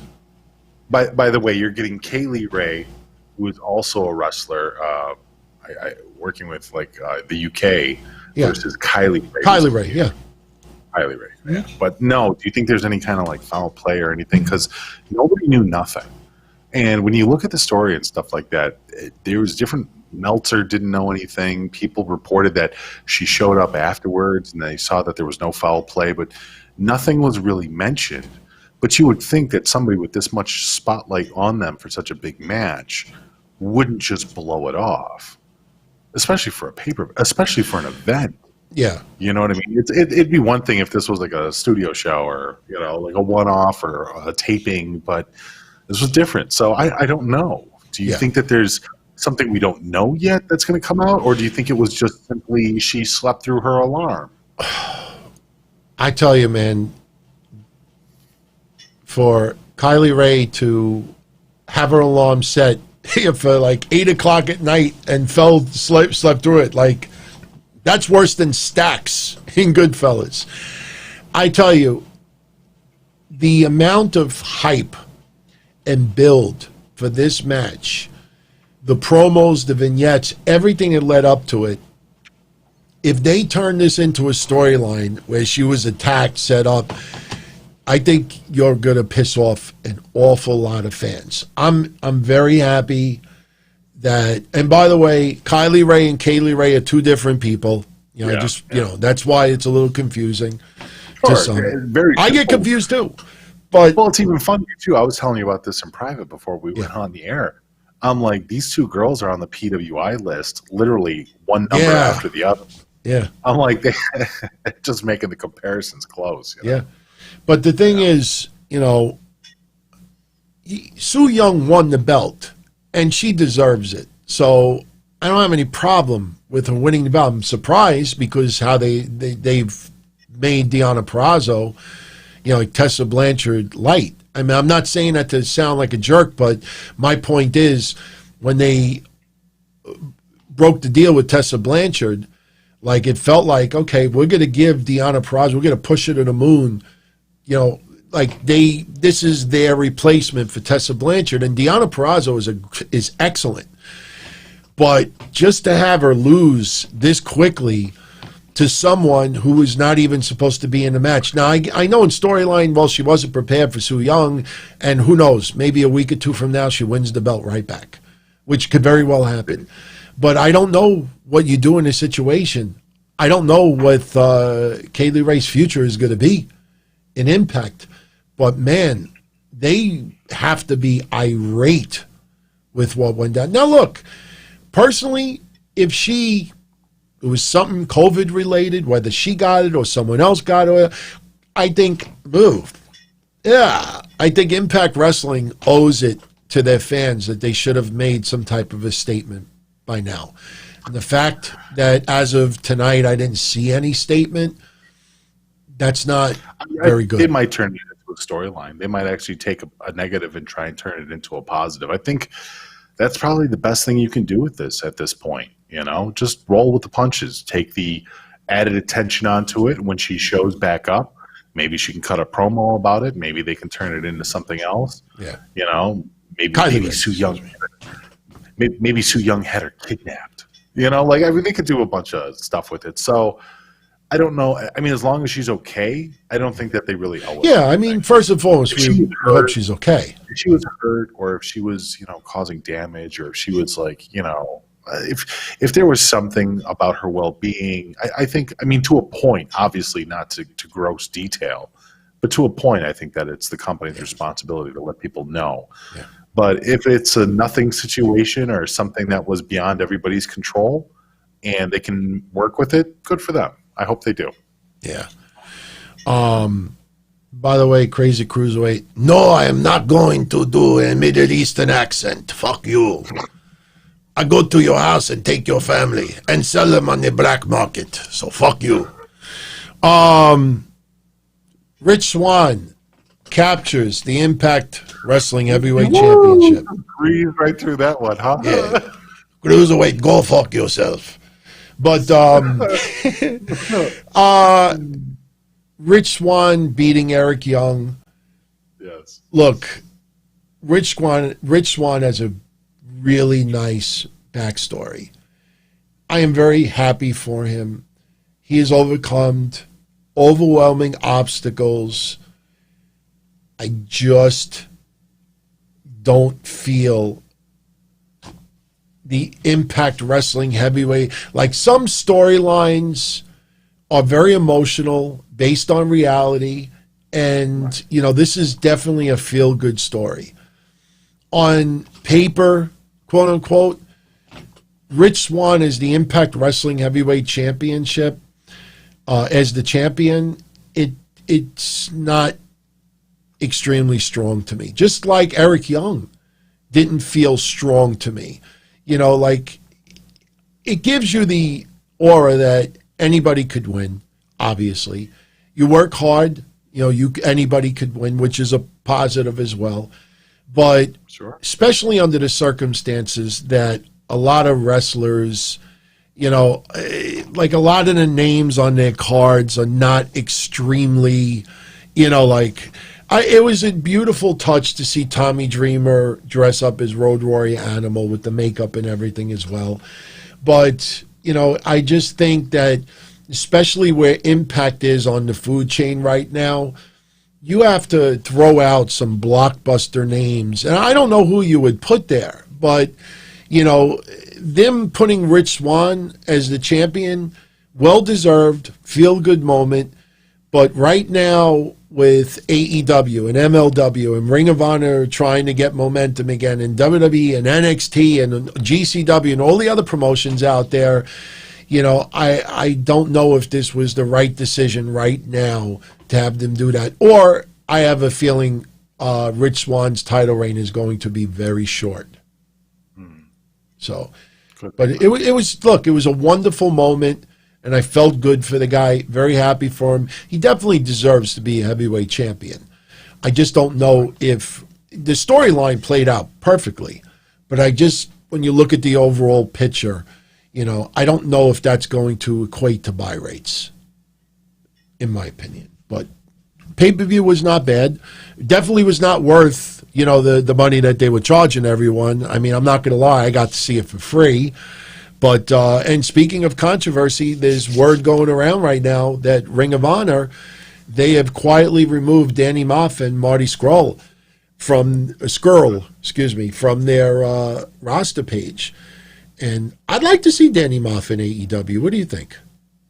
I mean, I'm interested in it. I like Don Moff from back in the day, but, you know. Do you think he's going to fit in that company? I'm drawing a blank right now. Who? Jeff Cobb. Dan Moff? Jeff Cobb. When they brought in Jeff Cobb for that one appearance, we thought this was going to lead to more, and it didn't, obviously. I think Danny Moff could kind of be like a really solid substitution for Jeff Cobb. Like, they need, you know, like a, you know, and plus Danny Moff has more years, obviously, under his belt.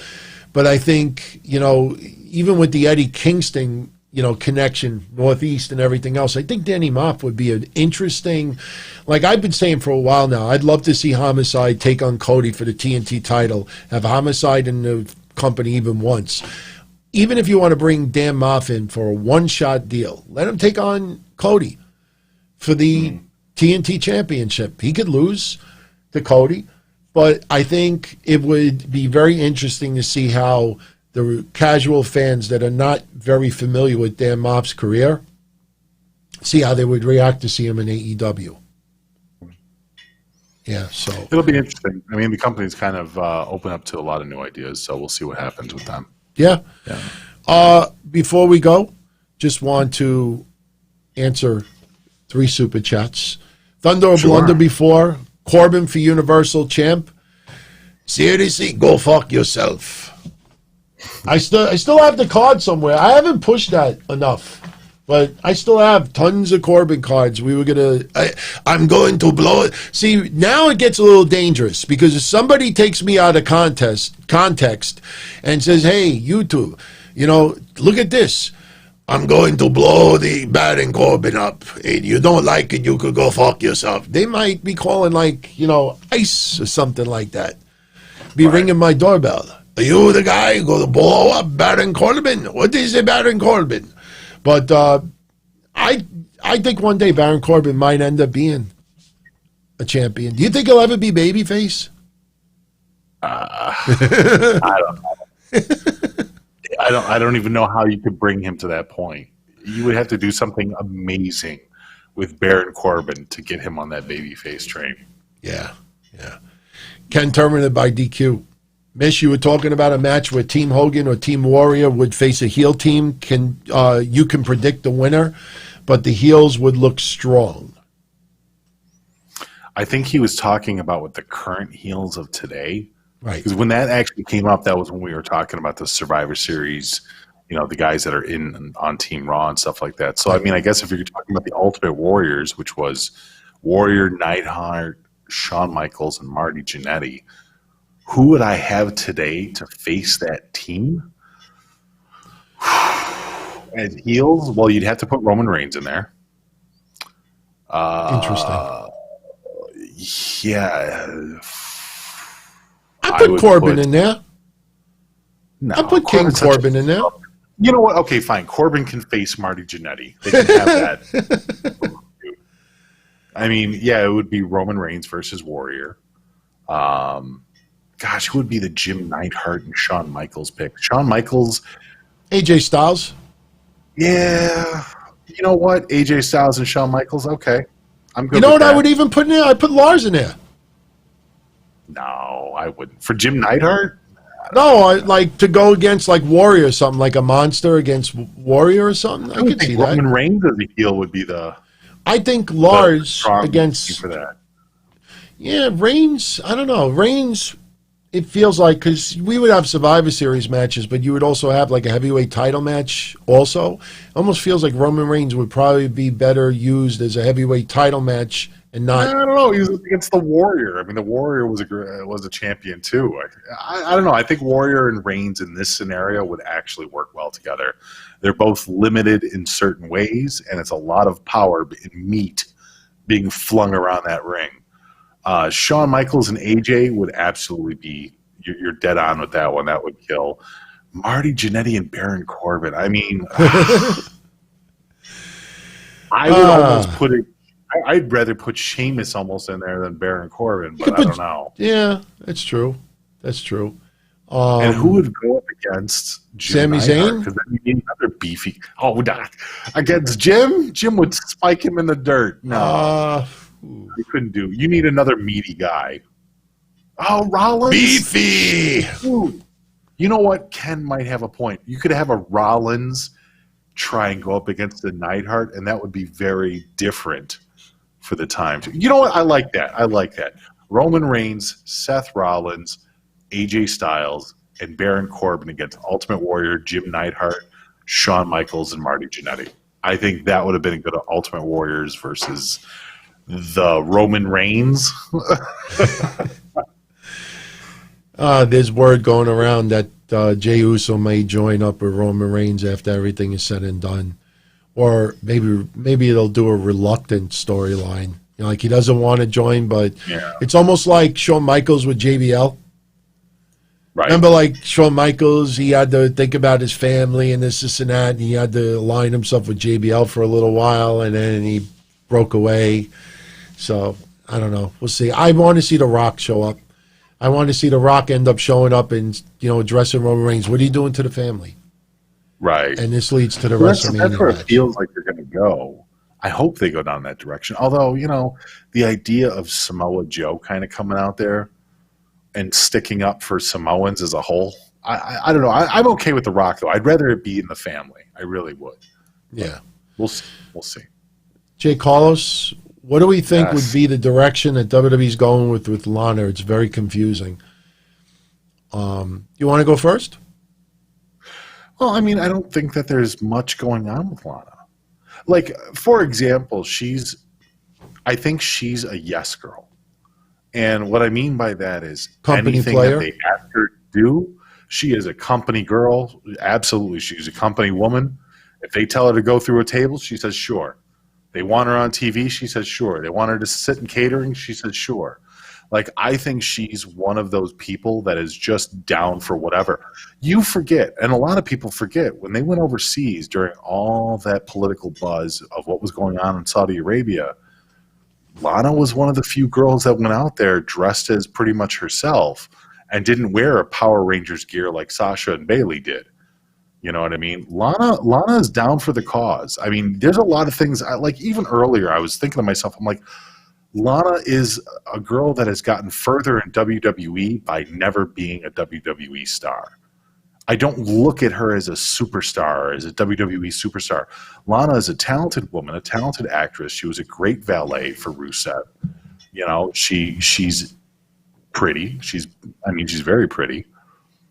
She can hold her own. She can talk well. She's not a great wrestler, but she's down to do whatever. I mean, of course you can find room for a person that's willing to work with whomever to do whatever the company wants. So as far as Lana becoming a champion or anything like that, I don't see that. But at the same time, she's versatile, and she's whatever the company needs. Yeah. My take is similar to that. I personally think that Lana, she has tried and worked very hard to get the wrestling, repertoire together. And I think maybe she has come to, and look, I remember back in the day when Trish used to come, and I brought this up before. I'm not saying Lana is going to be the next Trish, but Lana at one point Trish at one point with the cowboy hat with Test and Albert with TNA, coming out of TNA. None of us ever thought that she would turn into a great wrestler. Some women and men, but women more as valets, sometimes they get bit by the wrestling bug. It's interesting how all the buzz with Eva Marie has suddenly died. I guess everybody that was telling you've heard it first. She's debuting this weekend, last week, the week before. She's going to come in, but is Eva Marie going to get enough of the bug where she wants to really train, work hard, take bumps 1,000 times and learn? So I think with Lana, it's gone to the point where she could get through a match and not, embarrass herself. But as far as putting it together enough where she would be considered one of the upper echelons as far as talent-wise, I don't know if that will ever happen. So They're trying to find a balance with Lana. And Lana could do some moves in the ring, but there's a balance. She's in with someone much higher in the food chain, 2-minute match. She's in, multiple people. She'll go at it a little bit here and there. She'll pick her spots. She'll play more of like a video game offense for people that know, I've brought that up before. And I think as far as going through the tables and everything else, people see that on TV. Oh, my God, they're still pissed off at her because of Miro and this and that.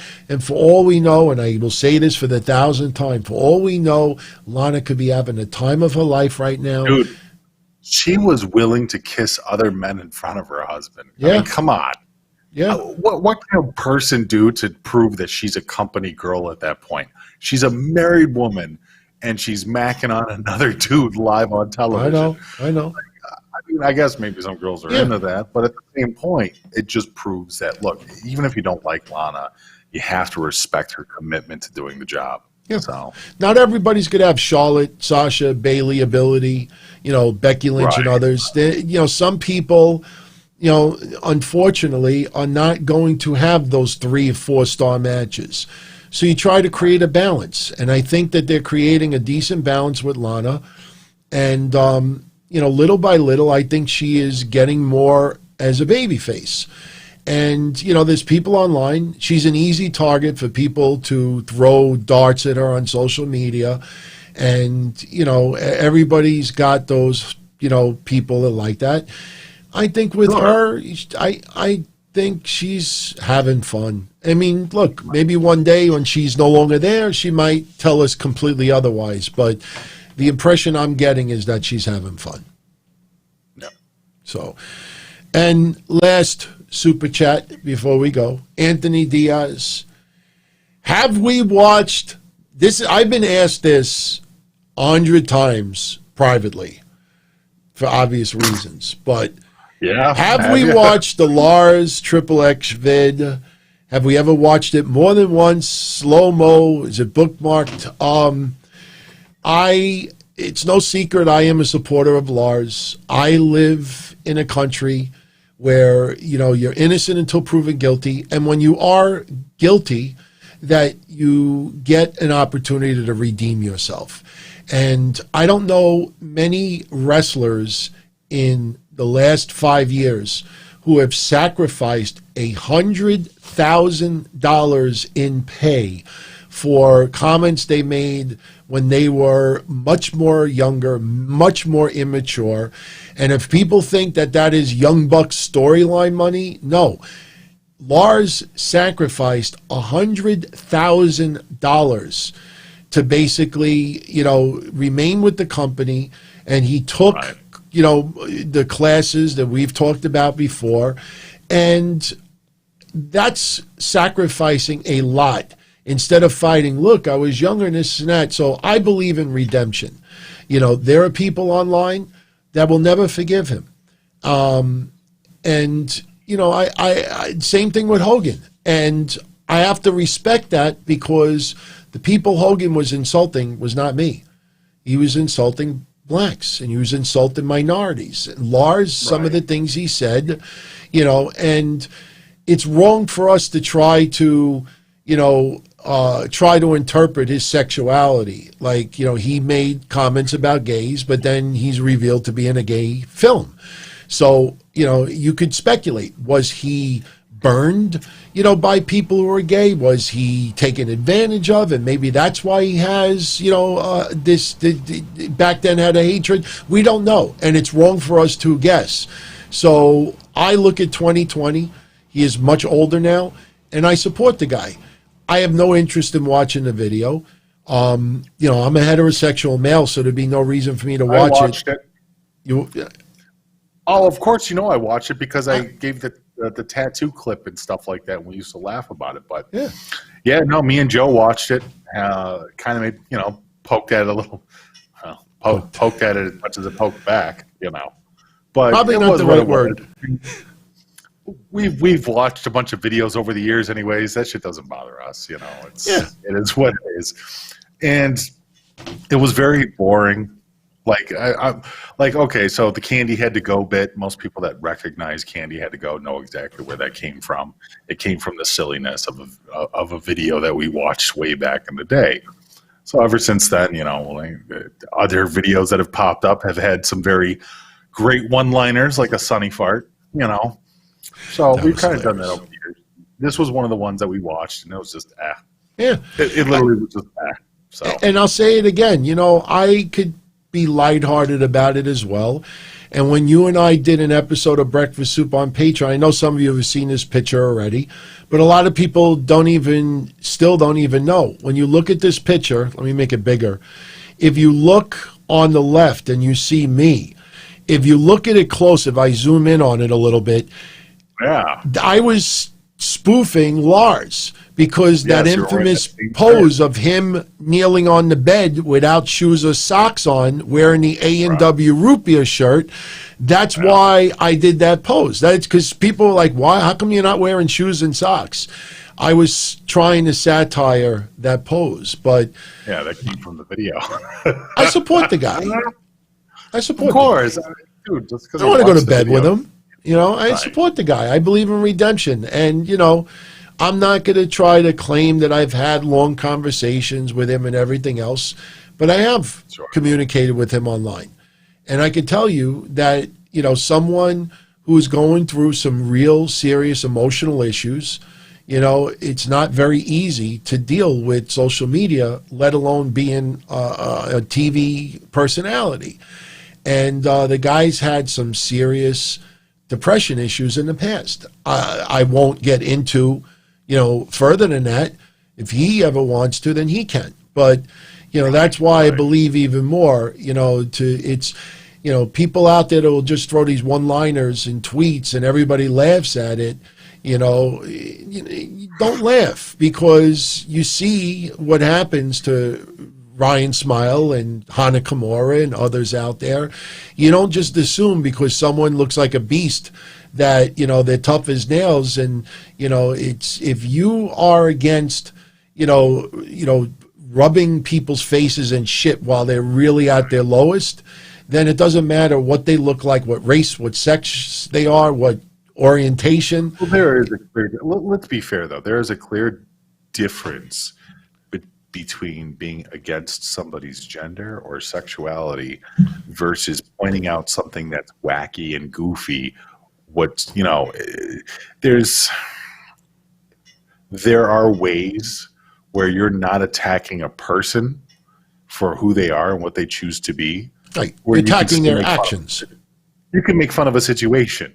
You know what I mean? You can make fun of a situation without attaching that to some kind of hatred towards who they are and what they are and what they believe to be. You know, there is a fundamental difference between the two. And I agree with you. I think there's a lot of people that don't necessarily understand that, but there's a class about it. Absolutely. Right. See, when you reviewed that movie, there was no, you know, personal hatred or, you know, kicking the guy while I was done. You were just poking fun at the film and the content, and that's totally understandable. How many pornos have you watched where they had the absolute worst acting? And the funniest thing about pornos is watching these the horrible acting is what makes it funny. Hilarious. Right. Yeah. Right. Exactly. Yeah. Honey, I'm home. Honey, what were you doing with that secretary earlier? And then doing the fake crocodile tears and this and that, and they hug. Next thing you know, he's railing her in the ass. You know, it's right. And in the kitchen, his wife is just standing there making cookies, and he's getting head on the couch. You know, nobody notices. Yeah, nobody notices. It's the poke fun, but you know, some people just don't understand that. You know, sometimes, you know, you got to give someone a chance to redeem themselves. And in my opinion, you know, Lars has given up a lot of money, has gone to classes, has talked about this with the roster, people that he offended. And, you know, as far as we know, everybody feels that the guy is actually, you know, grown up a little bit and is redeeming himself. Now, you know, if something else happens, then he deserves to get criticized, but not going to bring up personal view. What he did is his own business. I mean, at the end of the day, nobody should be able to tell him anything about what he's done in his life. Yeah. You know, that's between him and his family and the people that he trusts. Yeah. You know, people on the outside looking in or looking at one clip that he's done in his past have no bearing on who he is as a person, as a human being, you know? Yeah. That's why, you know, I have none against No DQ or some of these other sites out there. But when they immediately started putting the first night he came back, and it's still, I see it in my, right in front of me right now, they put, just in case you forgot what he said, here is a refresher course. And actually wrote, here is a refresher course. And I'm like, that is dirtbag territory. Giving someone a refresher course, like, let me remind you why you should lambaste this guy and rip him and belittle him and not give him ever any chance of redemption. You don't bring up the $100,000 that he paid out of his pocket. You don't bring up all the courses that he took, sensitivity training, everything else. You don't bring up all the meetings that he had with the roster. You don't bring up all of the other things. You don't bring up his battle with depression. You know, yes, people do get depressed and say dumb stuff at the same time, but you give a refresher course. So one-sided, and that is the level of being a dirtbag, in my honest opinion. Yeah, totally. Anyway, guys, I know you keep throwing those super chats out there, but we got to get out of here. But Ken, I have watched Mish's review of Sunny Side Up. I have said to Mish in the past that it is in my top 5 of my favorite episodes they have ever done. I mean, you just hear the audio and they're reviewing it, and then you hear,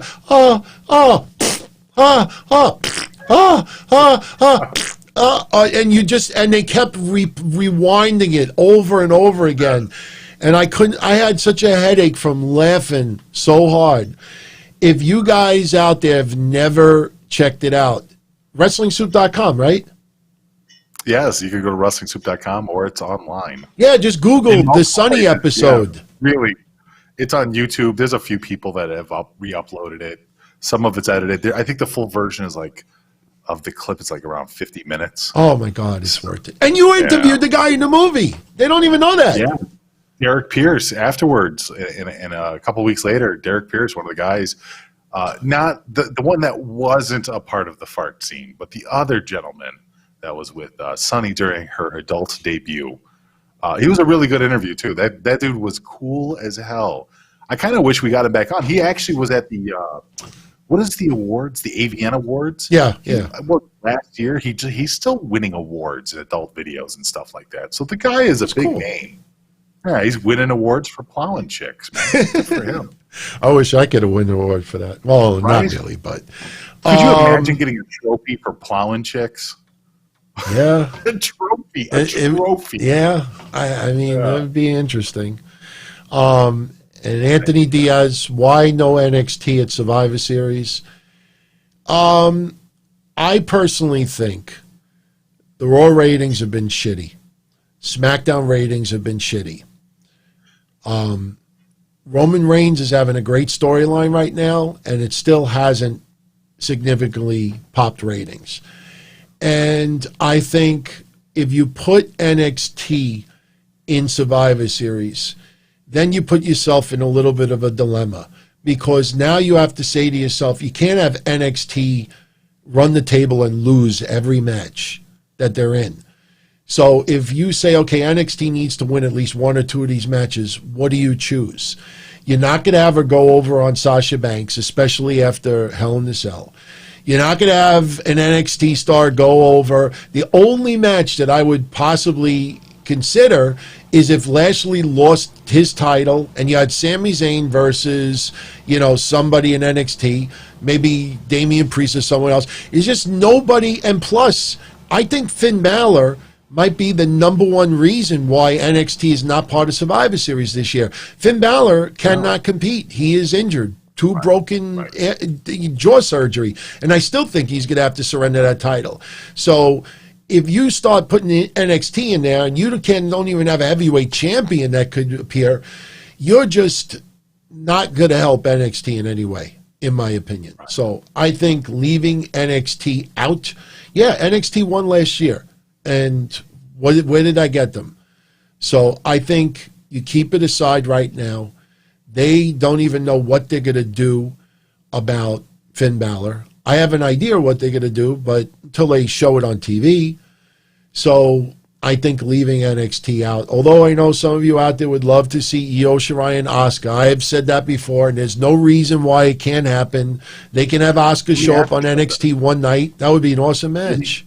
Let me ask you this.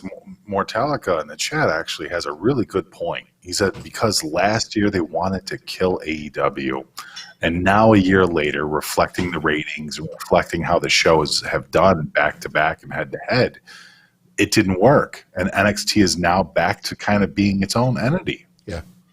That could be too. I don't know. I think that's a pretty insightful response there. Yeah, that's an excellent point. I think everything that we talked about and they talked about, Mortalica and others, I think there's a little bit of everything is part of the reason. Sure. It's a culmination. Oh, yeah, absolutely. Yeah. So, and who knows? We don't bring it up. Yeah. We don't bring up the idea that, NXT going on regular television as opposed to being part of the network was an experiment. Right. It really was an experiment. So, yeah. So with that, everybody, we are going to jet. You are all welcome if you want to join us tomorrow on Patreon.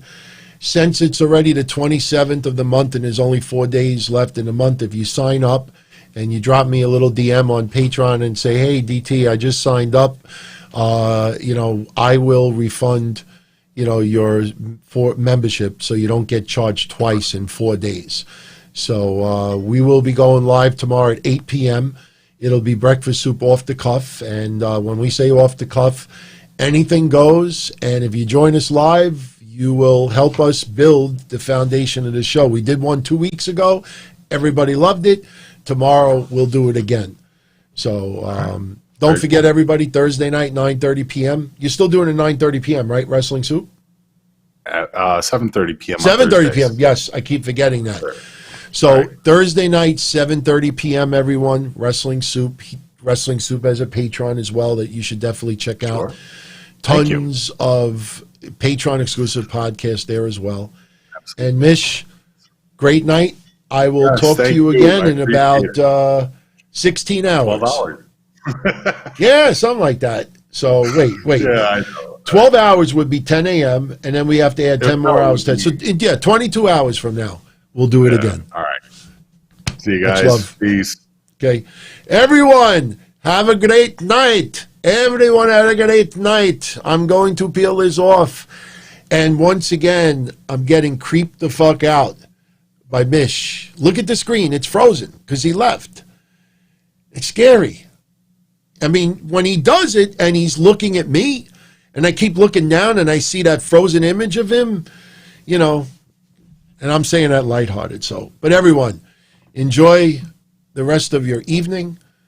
Definitely, please, before you leave, if you enjoyed the show, I appreciate if you give it a little thumbs up and post comment. Let me know what you thought about Raw, Survivor Series, some of the matches announced, some of the possible team members for SmackDown, and we'll do it again. Now, remember, Wednesday, I am going to dress up once again for Halloween. I have my costume all ready to go. This time it involves a little makeup on the face. If you follow me on Twitter, I think you already know what I'm going to dress up as on Wednesday. But we'll do it. And, if I feel like it on Friday, I'll do it again. But I will tell you in advance, if I do it Friday, I'll probably just do like 80s gangster or something like that. Because I have my old clothes. And, people got a kick out of the Sergio Tacchini stuff last time. So, but we might do that Friday. I'm not sure. But it's the day before Halloween, so you never know. But everyone, much love as always. Big shout out to everyone who stood with us live throughout the whole night. And big shout out to everybody who checks us out on the archive. So I am out of here. Have a pleasant evening, everyone. And we'll catch you all again later this week. Much love. Wow. I was able to keep it on the whole show. It's so itchy. Oh, my. No, I'm going to close out the show just like this.